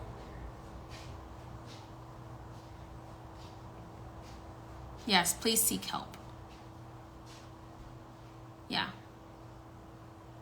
It's like a river of souls where people are just weeping, and it's like eternal torment where you get tormented over and over and over again, with the same torment that you inflicted on others. Again, we inflict our own suffering. It's kind of like the lake of fire, but I didn't see any fire there. When I saw it, because I was shown it by one of my spirit guides, because I was like, what happens to bad people who hurt people and do all these things to people? If they don't repent and they don't try to make up for what they did, then they will end up in this like river of like torment. It's that's the real hell. That is where your soul is completely recycled, so it has to go through, it's like ripped apart, it's like shredded apart, and it's kind of like thrown into this eternal torment kind of thing. Yeah, I haven't seen that, but possibly that's what it looks like. Yeah, I've seen it. No, Soul Gifted, I haven't seen the Katara Avatar River of Souls, but it's possible that's exactly what I saw. What I saw was this river, because one of the Gede spirits, as I was asking, one of the Gede spirits took me into the underworld, and he was showing me, like, here's where the ancestors go, and here's where, like, the newly dead go, and here's where these spirits go, and then, like, I look over and I see this river, and I'm hearing all these, like, all this wailing and, like, crying and, like, this screaming, and I'm like, what's that? And he's like, oh, we don't worry about them. Yeah, that's just the river of bad people.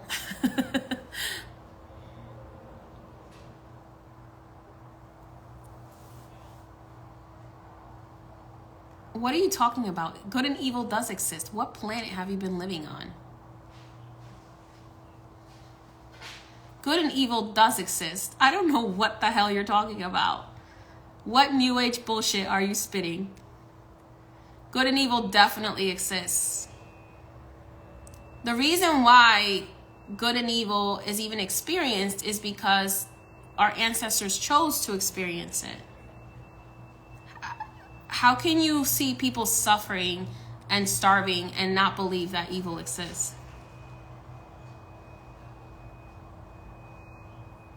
The plan is that whole, it's part of a plan, it's bullshit. It's not part of the plan. It happens because we allow it to happen. Okay? It's not part of the plan. Yes, it could be part of somebody's soul contract, but you still have the choice to use your energy either for good or to use your energy for evil. We have both good and evil inside of us. But we're the ones who get to choose whether we purify our souls and we do more good, or whether we lean into the darkness and do more evil. It's an experience of duality. This planet is the experience of duality, which is the reason why so many people who have a very empathic soul usually cannot handle it. They cannot handle it. When someone has a very empathic soul and they are able to feel other people's suffering, they cannot handle it. This is the planet where we come to experience the duality of good and evil. I wasn't trying to offend you, but anybody who says that there isn't good and evil is delusional, because it is. Now, you can choose to not experience evil by not engaging with it, by just deciding to stick more to the love and the light, and just not engaging with it and completely ignoring it. So you can choose to never experience evil, but evil and good, they are constantly fighting for balance. You ask because you're very empathic and complain with God. Well, you can choose to not experience it if you want to, by ignoring it and putting up protections and things like that. But there's definitely good and evil. Definitely, at least in this plane. There are other planets where they're completely polarized. Either they're completely good, they don't do any harm. There are other extraterrestrial species that live on planets that are completely good and they're completely polarized, or completely evil and they're completely polarized. And there's no balance. On Earth is where the balance happens. That's the reason why we both suffer good and bad things. As you have the free will to choose what path you wanna stick to.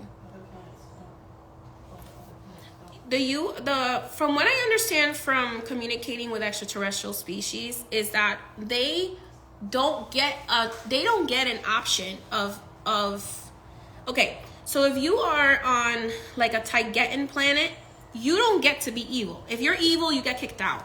You get sent to another planet where you can do your evil shit. You're exiled from their society. Okay? Maybe we should start kicking out the evil people. That's a thought. Anyway,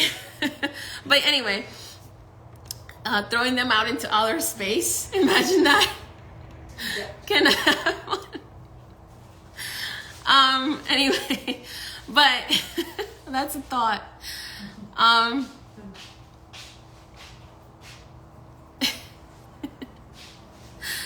Listen, Sam's main spirit guide is the Archangel of Mercy. So, huh? And destruction, duality. The Archangel of Mercy and Destruction. So, a committee planning. Anyway, in other planets, other species, like if you're a bad person, they will, like, if you are not at their level, like spiritually, they will try to help you elevate. But if you have any kind of like evil, or like you're trying to cause chaos, they will kick you out of their society. They will kick you out and throw you like out into outer space and make you go to another planet. I'll be on marketing and transport. God definitely exists. It's just that God allows us, every single planet, to have our own different system. So on Earth, you get like the free will. You're kind of like a child on Earth, so you get more leeway. You get to like, it's school, so you get more leeway. Now, when your soul is supposed to know better, then it goes to planets where you don't get leeway. You don't get to get away with that BS, and you have to follow the rule of society there. Like, if you are on a planet that is all about high vibration, you have to be high vibrational. You have to do well. You have to do good things. Otherwise, they will exile you from their society. And also on the opposite side, if you are on a planet that is meant to just do evil and create chaos, if you try to do good things, they will exile you from their society. That's what happened to a lot of reptilians and draconians. Like, they didn't want to hurt people. They didn't want to do bad things. So they got exiled, and they got taken in as like refugees by like other extraterrestrial species that would that they would work with to help elevate the universe. Or they wind up here. And they possess people. So, Earth is a school.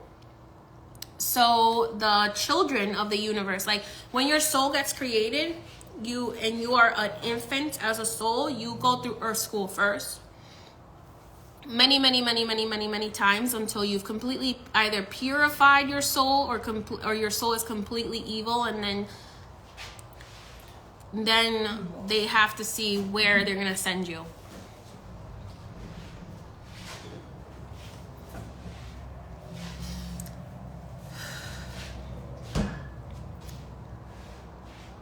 So,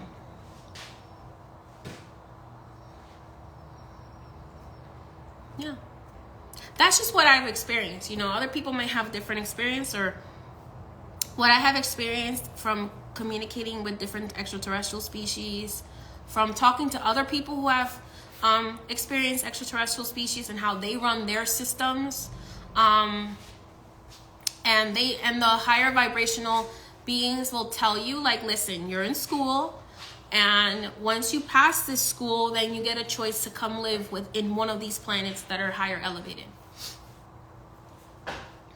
Yes, death does exist within higher spiritual beings, because they also have to go through further purification process, except I don't quite know exactly how their system works, but I have heard from a few extraterrestrial species that death does exist for them, but to them it's just a transition. So they're able to go from like being a Taigetan to being like an Andromedan, or being like a Syrian. So it's like it's the way that they transfer from one dimension to like another dimension. It's whereas for us humans, we are just repeating school and going from grade to grade every time we pass away.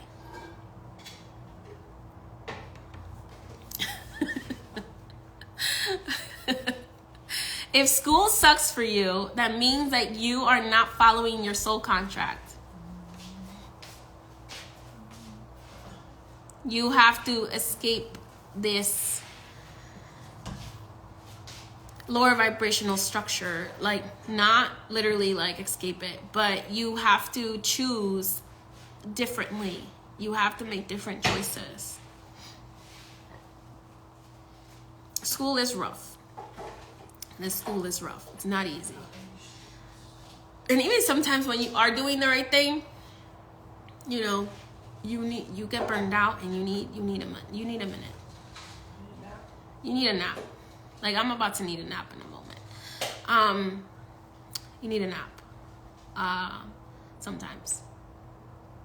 You just gotta push through, you know, just like when you're in college and you're like taking a really hard course and you're like, oh my God. I don't know. I saw this TikTok the other day with this poor guy. He called his mom from medical school and he was like, Mom, this is so hard. I already have all this homework. That's literally like how it is on Earth. It's so hard. I can't do this. I say that at least once a month. Like, why the fuck did I sign up for this shit? At least once a month.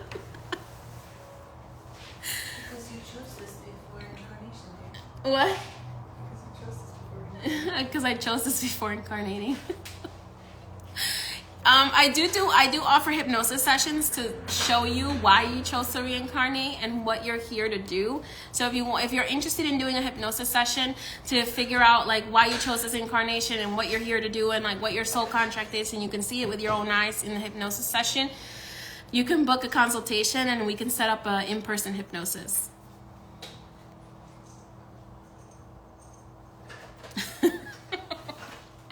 Y'all think that I'm always like positive and like, oh my God, everything is great. No, like spiritual healers go through some. If you guys think you're going through some seriously bad stuff, when you're a spiritual healer and this is like what you incarnated to do, the shit we have to go through is on another level. Like, I have to experience people suffering for them so that I can help them heal. I have to experience demonic entities, and I have to experience spirit attachments, and I have to experience hauntings, and I have to experience like all this BS so that I can help, so that I can figure out how to get over it, so that I can help other people. So my training is on a different level.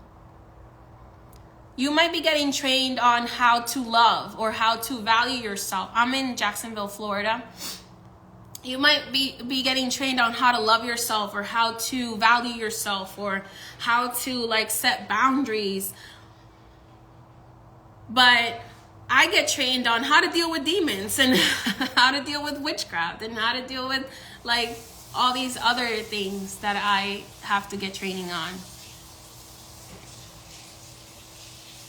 So sometimes we need a nap.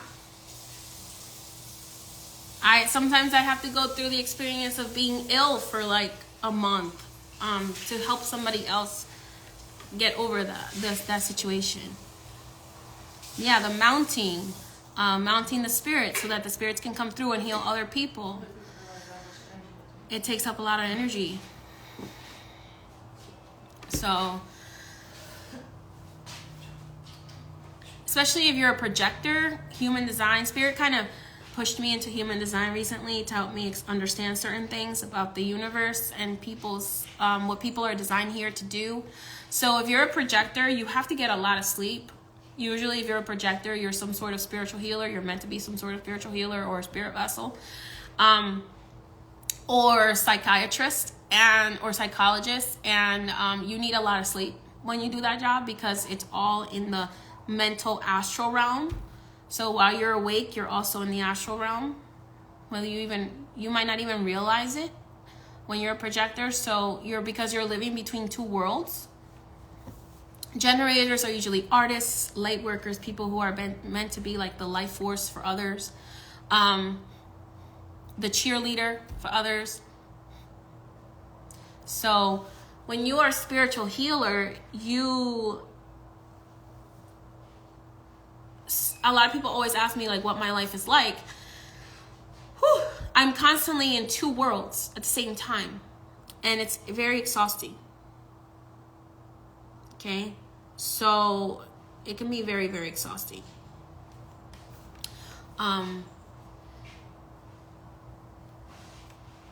So you have to make sure you're resting, clearing yourself. You get burned out a lot. So that's why you need to make sure you're charging the proper amount of money for your services, because you'll need to be able to have times where you can't work, and you'll need to be able to pay for that for your way of life. Like even if I can't work because I'm like literally physically dead for a month after a ceremony, I still have to pay my bills. So that's why certain services have to be the price they are, and projectors have to get paid what they must get paid for their services in order to pay for the times when they can't work because they're literally drained and shouldn't be working, because if you're working in that state, you could end up hurting yourself.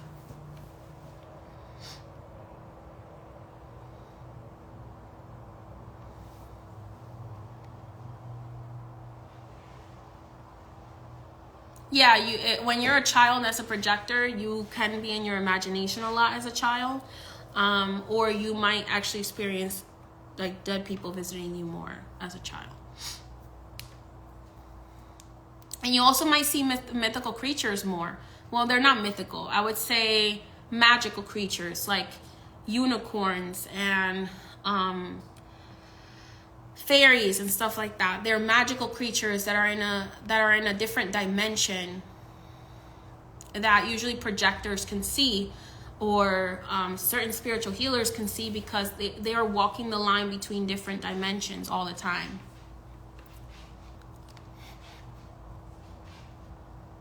So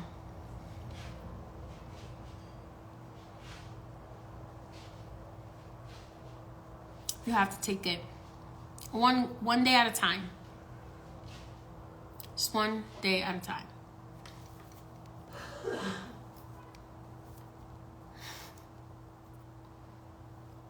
You have to take it one day at a time, y'all.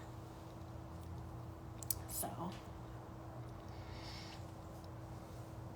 if you book a life purpose reading, make sure you bring your time of birth, your birthday, and your place of birth, so that we can do a life purpose Akashic reading, and then also look at your human design to see how those come together.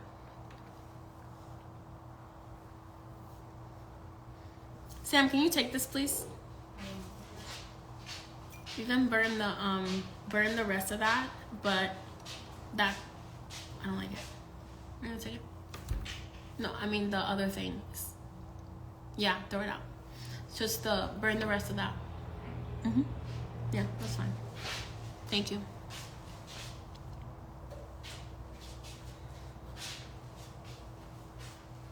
Yes, fairies are real. Some of them are bad, some of them are good. Fairies are very real. Mostly Irish people work with the fae because they like dense forest areas. So if you don't live in an area that has like dense forests, you usually won't experience them. That's why people usually in like Scotland, Ireland, they're the ones who experience the fae the most, because they like to live in dense forest areas, and that's more of like their refuge.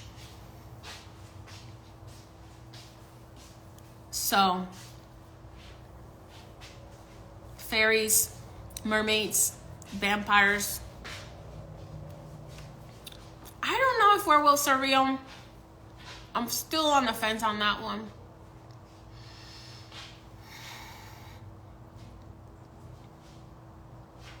Dwarfs, gnomes. There's voodoo practices that work with gnomes, dwarfs, leprechauns. They're real. Leprechauns are real, and they're very greedy. Usually when a person is very greedy, they usually have a leprechaun spirit that walks with them.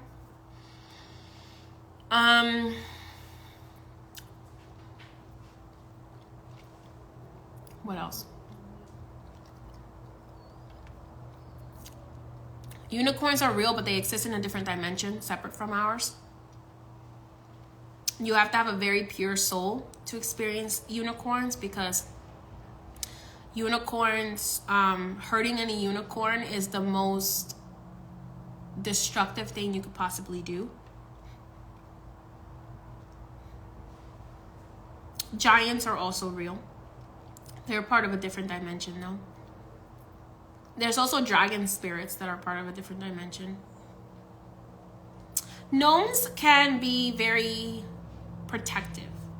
Gnomes are very protective. They help you with prosperity. They help you with keeping your home nice and safe. Most gnomes.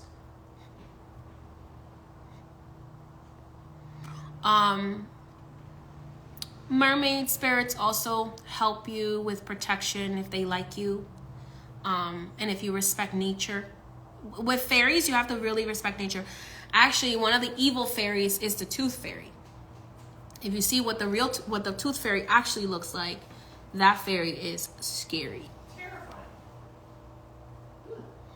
Yeah, that's why gnomes are usually placed outside, because they protect.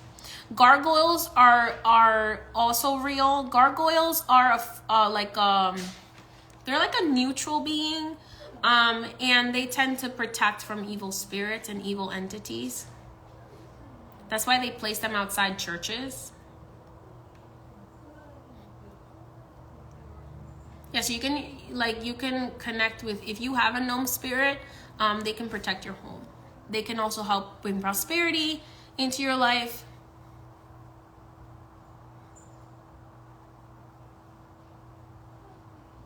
Yes, I do work with Baron Samedi from time to time.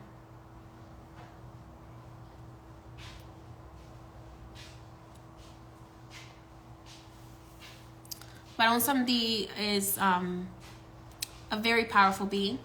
He only deals with people he wants to deal with. I'm honored that he sometimes wants to deal with me.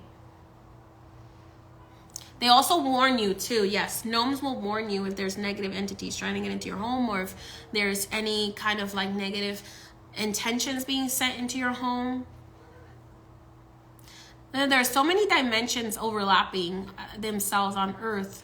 That's why when you hear people talking about like being in the 5th dimension, that's because they're mentally in the 5th dimension, but they're physically in the 3rd world, in the 3D.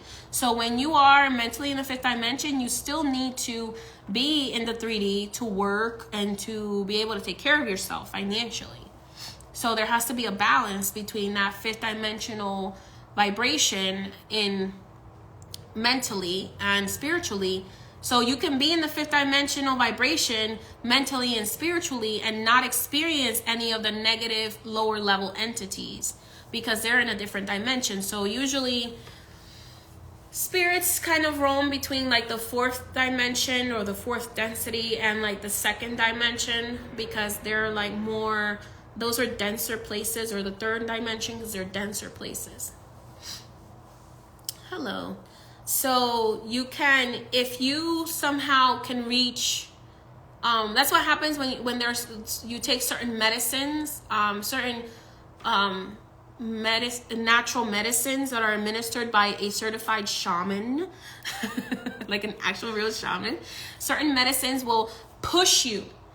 That's why like your body will hurt and you might throw up and you might go on yourself when you take certain medicines, because you have to expel all of that lower vibrational crap, literally, and then your mind and your spirit is pushed to a higher vibration, like ayahuasca. Yes, your mind and spirit is pushed to a higher vibration so that you can experience your true self and what you really are and what your destiny is, and like your true self without all of this baggage, lower vibrational baggage.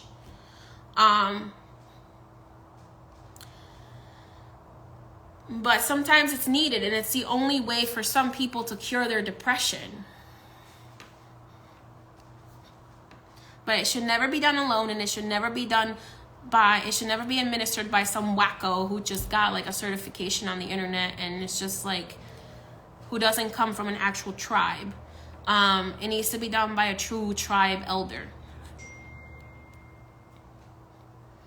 A lot of celebrities do it, because and then after you notice, after they do it, they become super like earthy. They become like super hippie-ish, because they realize like, damn, like I'm part of like everyone, and everything I do onto other people, I'm really doing to myself, because I'm part of the greater whole. Like we're all connected to each other. So everything you inflict on others, you're inflicting on yourself, which is why a lot of those souls end up, a lot of those evil souls end up in the river of suffering, because they put themselves there. Everything that happens in the afterlife, you put yourself there. If you're somebody who's judgmental, who's evil, who's always trying to hurt other people, you will inflict that same suffering on yourself, because you're part of a bigger whole. It's taking those medicines, skipping steps. Sometimes it depends. If you're divinely guided to take it, if you're being divinely guided, your spirit guides believe that that's the only way to get you to the next step, then it's not skipping. Yeah. Especially like a lot of celebrities who suffer with like drug abuse and like substance abuse and attachments, and they don't understand why they get those medicines, and then they end up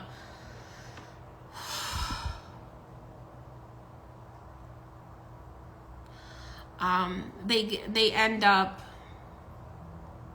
redeeming themselves in a way, I guess you could say. But they end up realizing like, dang, like everything I do unto others, I'm doing unto myself. I'm abusing myself because I hate myself. I hate myself because I was taught to hate myself. Like all these things.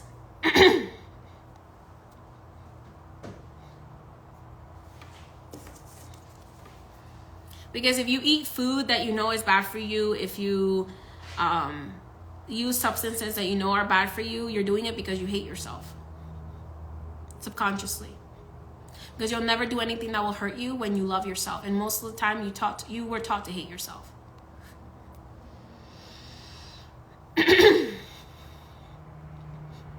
Yeah, you want to do the life purpose or life path reading. Make sure you bring your, when you do the life path, life purpose reading, I'm going to ask you for your time of birth. Because I want to, Spirit has asked me to now look at your human design. So in addition to doing your Akashic reading. So, bring your time of birth, your birthday, and the place of birth.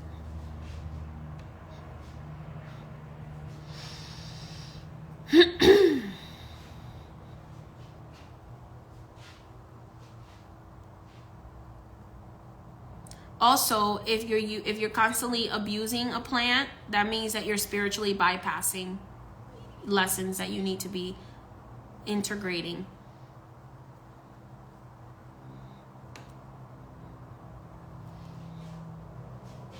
Mm-hmm.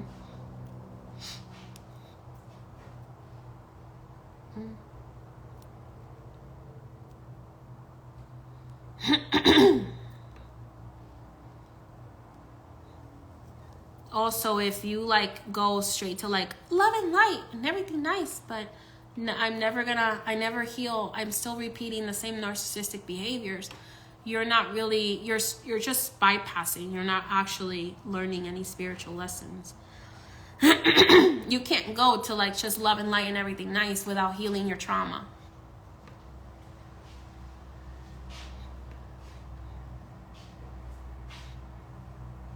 So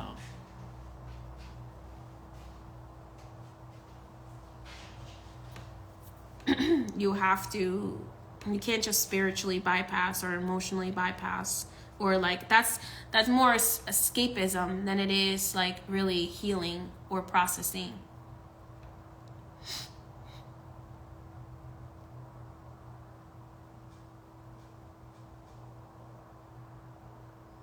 There are many guardians, universal guardians. There are guardians that make sure that you don't leave this planet, like when you astral project. If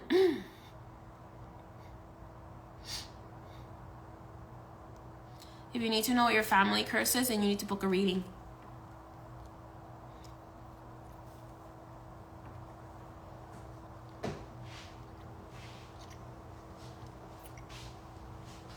The tooth fairy, yes, that tooth fairy is real. The Easter bunny, is not real. The concept of the Easter bunny is to represent the ritual of fertility that the pagans used to use. Because the bunny represents sexual stamina. So that's what the Easter bunny represents. It's a fertility symbol. Santa is the spirit of giving. Just like Krampus is the spirit of greed. Jack Frost is, no, I don't believe Jack Frost is real. The Sandman and the Boogeyman, yes, they are real. They're like, the Boogeyman is really more a personification of like shadow people, energy vampires, ghosts, things like that. So that's what the Boogeyman represents. The Sandman is the one who helps you have dreams.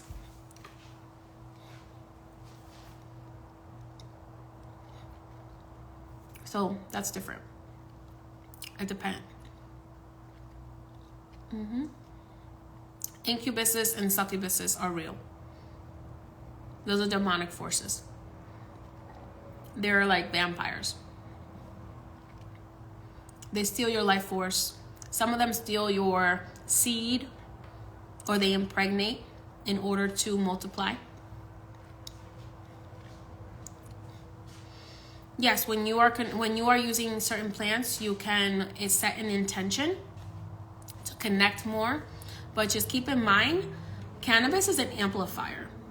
So if you have a lot of dark things that you're not dealing with, you will experience extreme paranoia. So it's an amplifier of like anything you have inside of you that needs to be dealt with.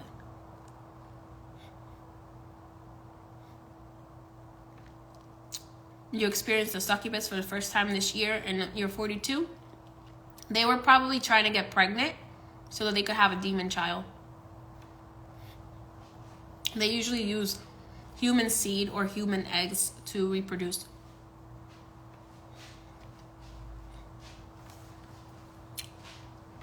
So some people have gotten freaked out about this conversation. So just keep that in mind. Everything on earth has a positive and a negative polarity. We have positive and negative polarity because the state of the earth is polarity. Shit. Yes, they can usually disguise as people.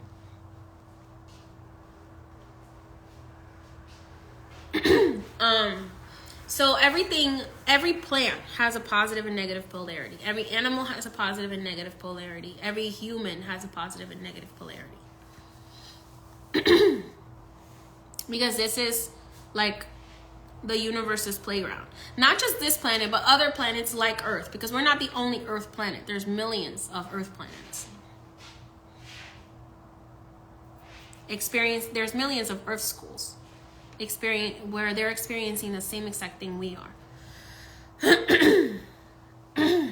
Or like variations. Most people call them different Earth dimensions. That's where they believe the Mandela effect comes from. Is because you might shift into a different earthly incarnation. But there are millions of Earth schools.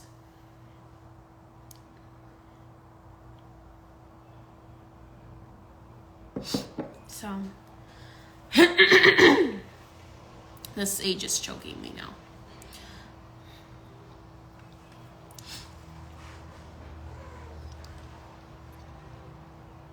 Like, we're not the only galaxy that exists. There's other galaxies. We know so little about like astronomy. And we know probably less than 5% of the ocean and less than like 2% of space. Because we're not meant to know. When I've done astral projections and I've tried to go past a certain part of space, the spirits, the angels that are guarding Earth, or I get stopped by either an angel or by a spirit that is in charge of guarding Earth, or an extraterrestrial energy that is part of like guarding Earth. They want to make sure nothing gets out, and they want to make sure that as much negative as possible gets in.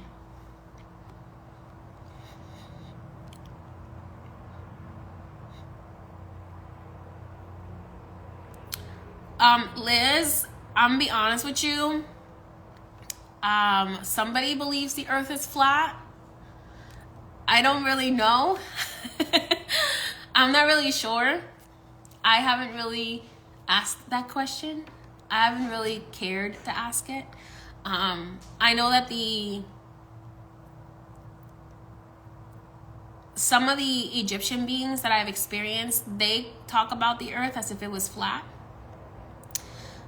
And they talk about like this ice wall that surrounds the continents that we know of.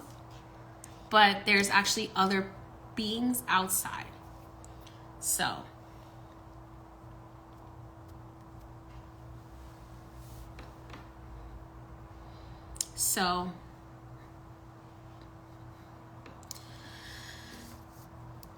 I don't know. How can you say it's not flat if you have never been outside space?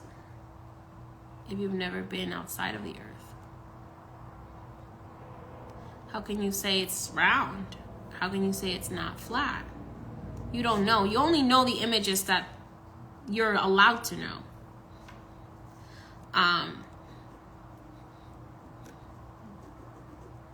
Does a cat know, like, if it's lived inside a house its whole life, that it's living in a giant cage? I mean, for you to say something with that much certainty, you must have been like an astronaut who went outside of space and saw it.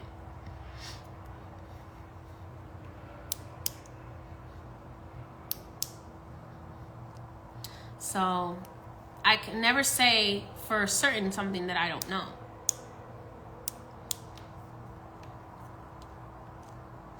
All I do know is that when I have tried to astral project, I have, outside of the earth, I've been stopped before I even get out.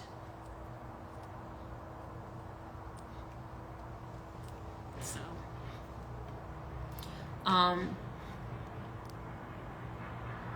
know that there's like a net around. I've only ever seen one face of the earth when I astral project. So I don't know if there's anything underneath it. I don't know if there's anything, because when I go above the earth astral projecting, I'm able to see all 7 continents. So how is it that from one view, I'm able to see all 7 continents? I don't know, but that's just what happens. Everyone can try astral projecting and tell me what y'all see. If you're allowed to even see that. So.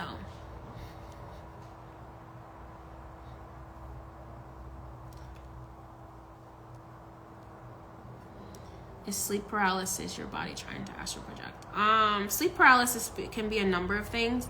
Sleep paralysis can be your spirit coming back to your body, and kind of waking up, because you leave your body when you sleep, and travel. Most people do, unless you're like a shell, an empty shell. Most people leave the body and travel. Sometimes it's the soul comes back to the body before the body has a chance to like reboot. Because the human body is the most advanced piece of AI technology. We're like machines, like AI machines, right? But extremely advanced. God created AI machines.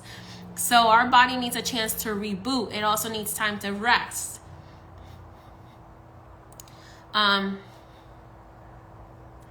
So your soul has to come in to it when it's ready to wake up in this world. And sometimes you come in before your body has had a chance to fully reboot, and you get paralysis. Also, sometimes if you are being if your body is being attacked by an entity, a negative entity, while you were out of your body, you might have a fight for your body with that negative entity, and that sometimes can cause sleep paralysis.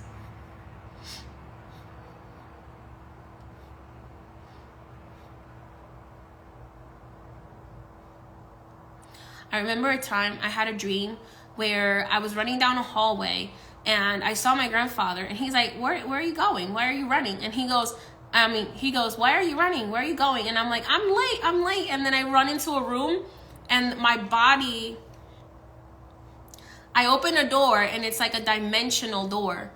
And I walk into, and when I open the door, I'm like in the room, in my bedroom. And then like I was like, I'm late to come back. I'm late. And it was like a day that like I overslept. And then I jumped into my body, and I felt my body go like startle awake. And it was because I was late. I had overslept. I had my soul had been doing other things and was running behind, and by the time it came back to me, my body had overslept.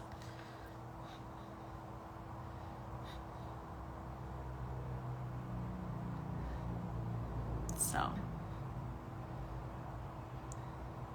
and when I told my grandfather I was running late, he just laughed. He was just like,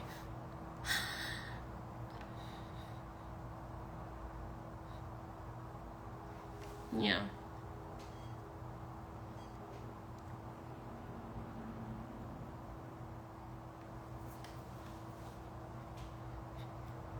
Land spirits can be very similar to earthbound spirits, where they are very territorial over the land.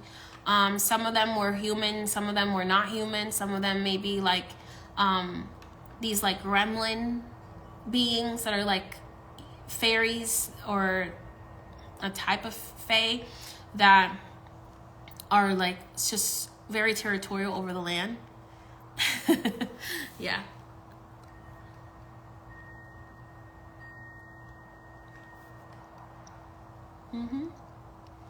So anyway, I've overstayed. It's time for me to go. I'm being called, so I gotta go. Thank you everyone for joining me.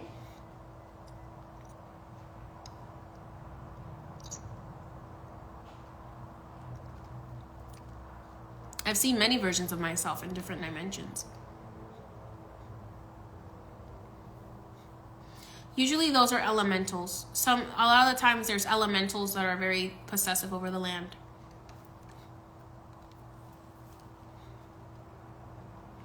Yeah, there's little forest spirits that are very possessive over the land, depending on where you are. Especially if you're living on Native American land that was stolen. All right, everyone. Have a blessed day. Stay away from earthbound spirits. Protect yourselves. Do not be scared to connect to your spirit guides, guardians, or angels, or elevated ancestors, but make sure that you are cleansing your space so that only positive spirits are able to enter. And protecting your space, only positive spirits are able to enter.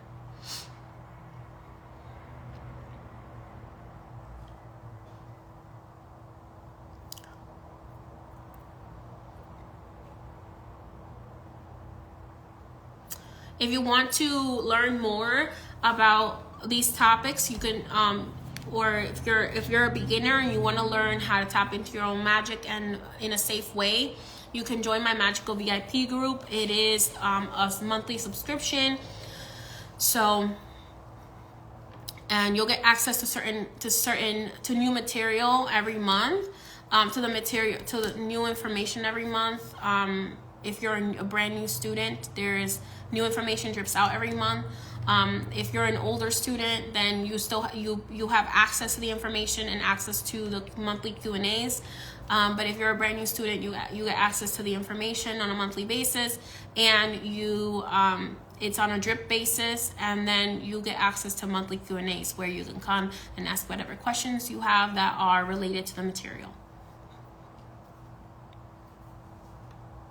Okay, for those who don't know, registration is now open for the Money and Fertility Ritual with Mama Bridget for February 1st.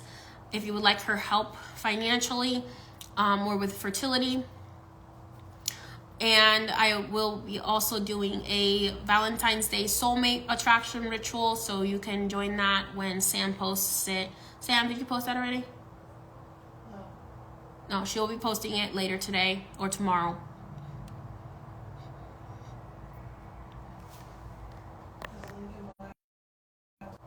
So if you can't follow my link in bio because Instagram is having issues with the link, you can go to my website, type it into a regular browser, highpriestessmay.net, and you'll be able to see my community rituals, my private spiritual consultations for private working, and all of my readings, as well as my tarot course and my magical VIP course.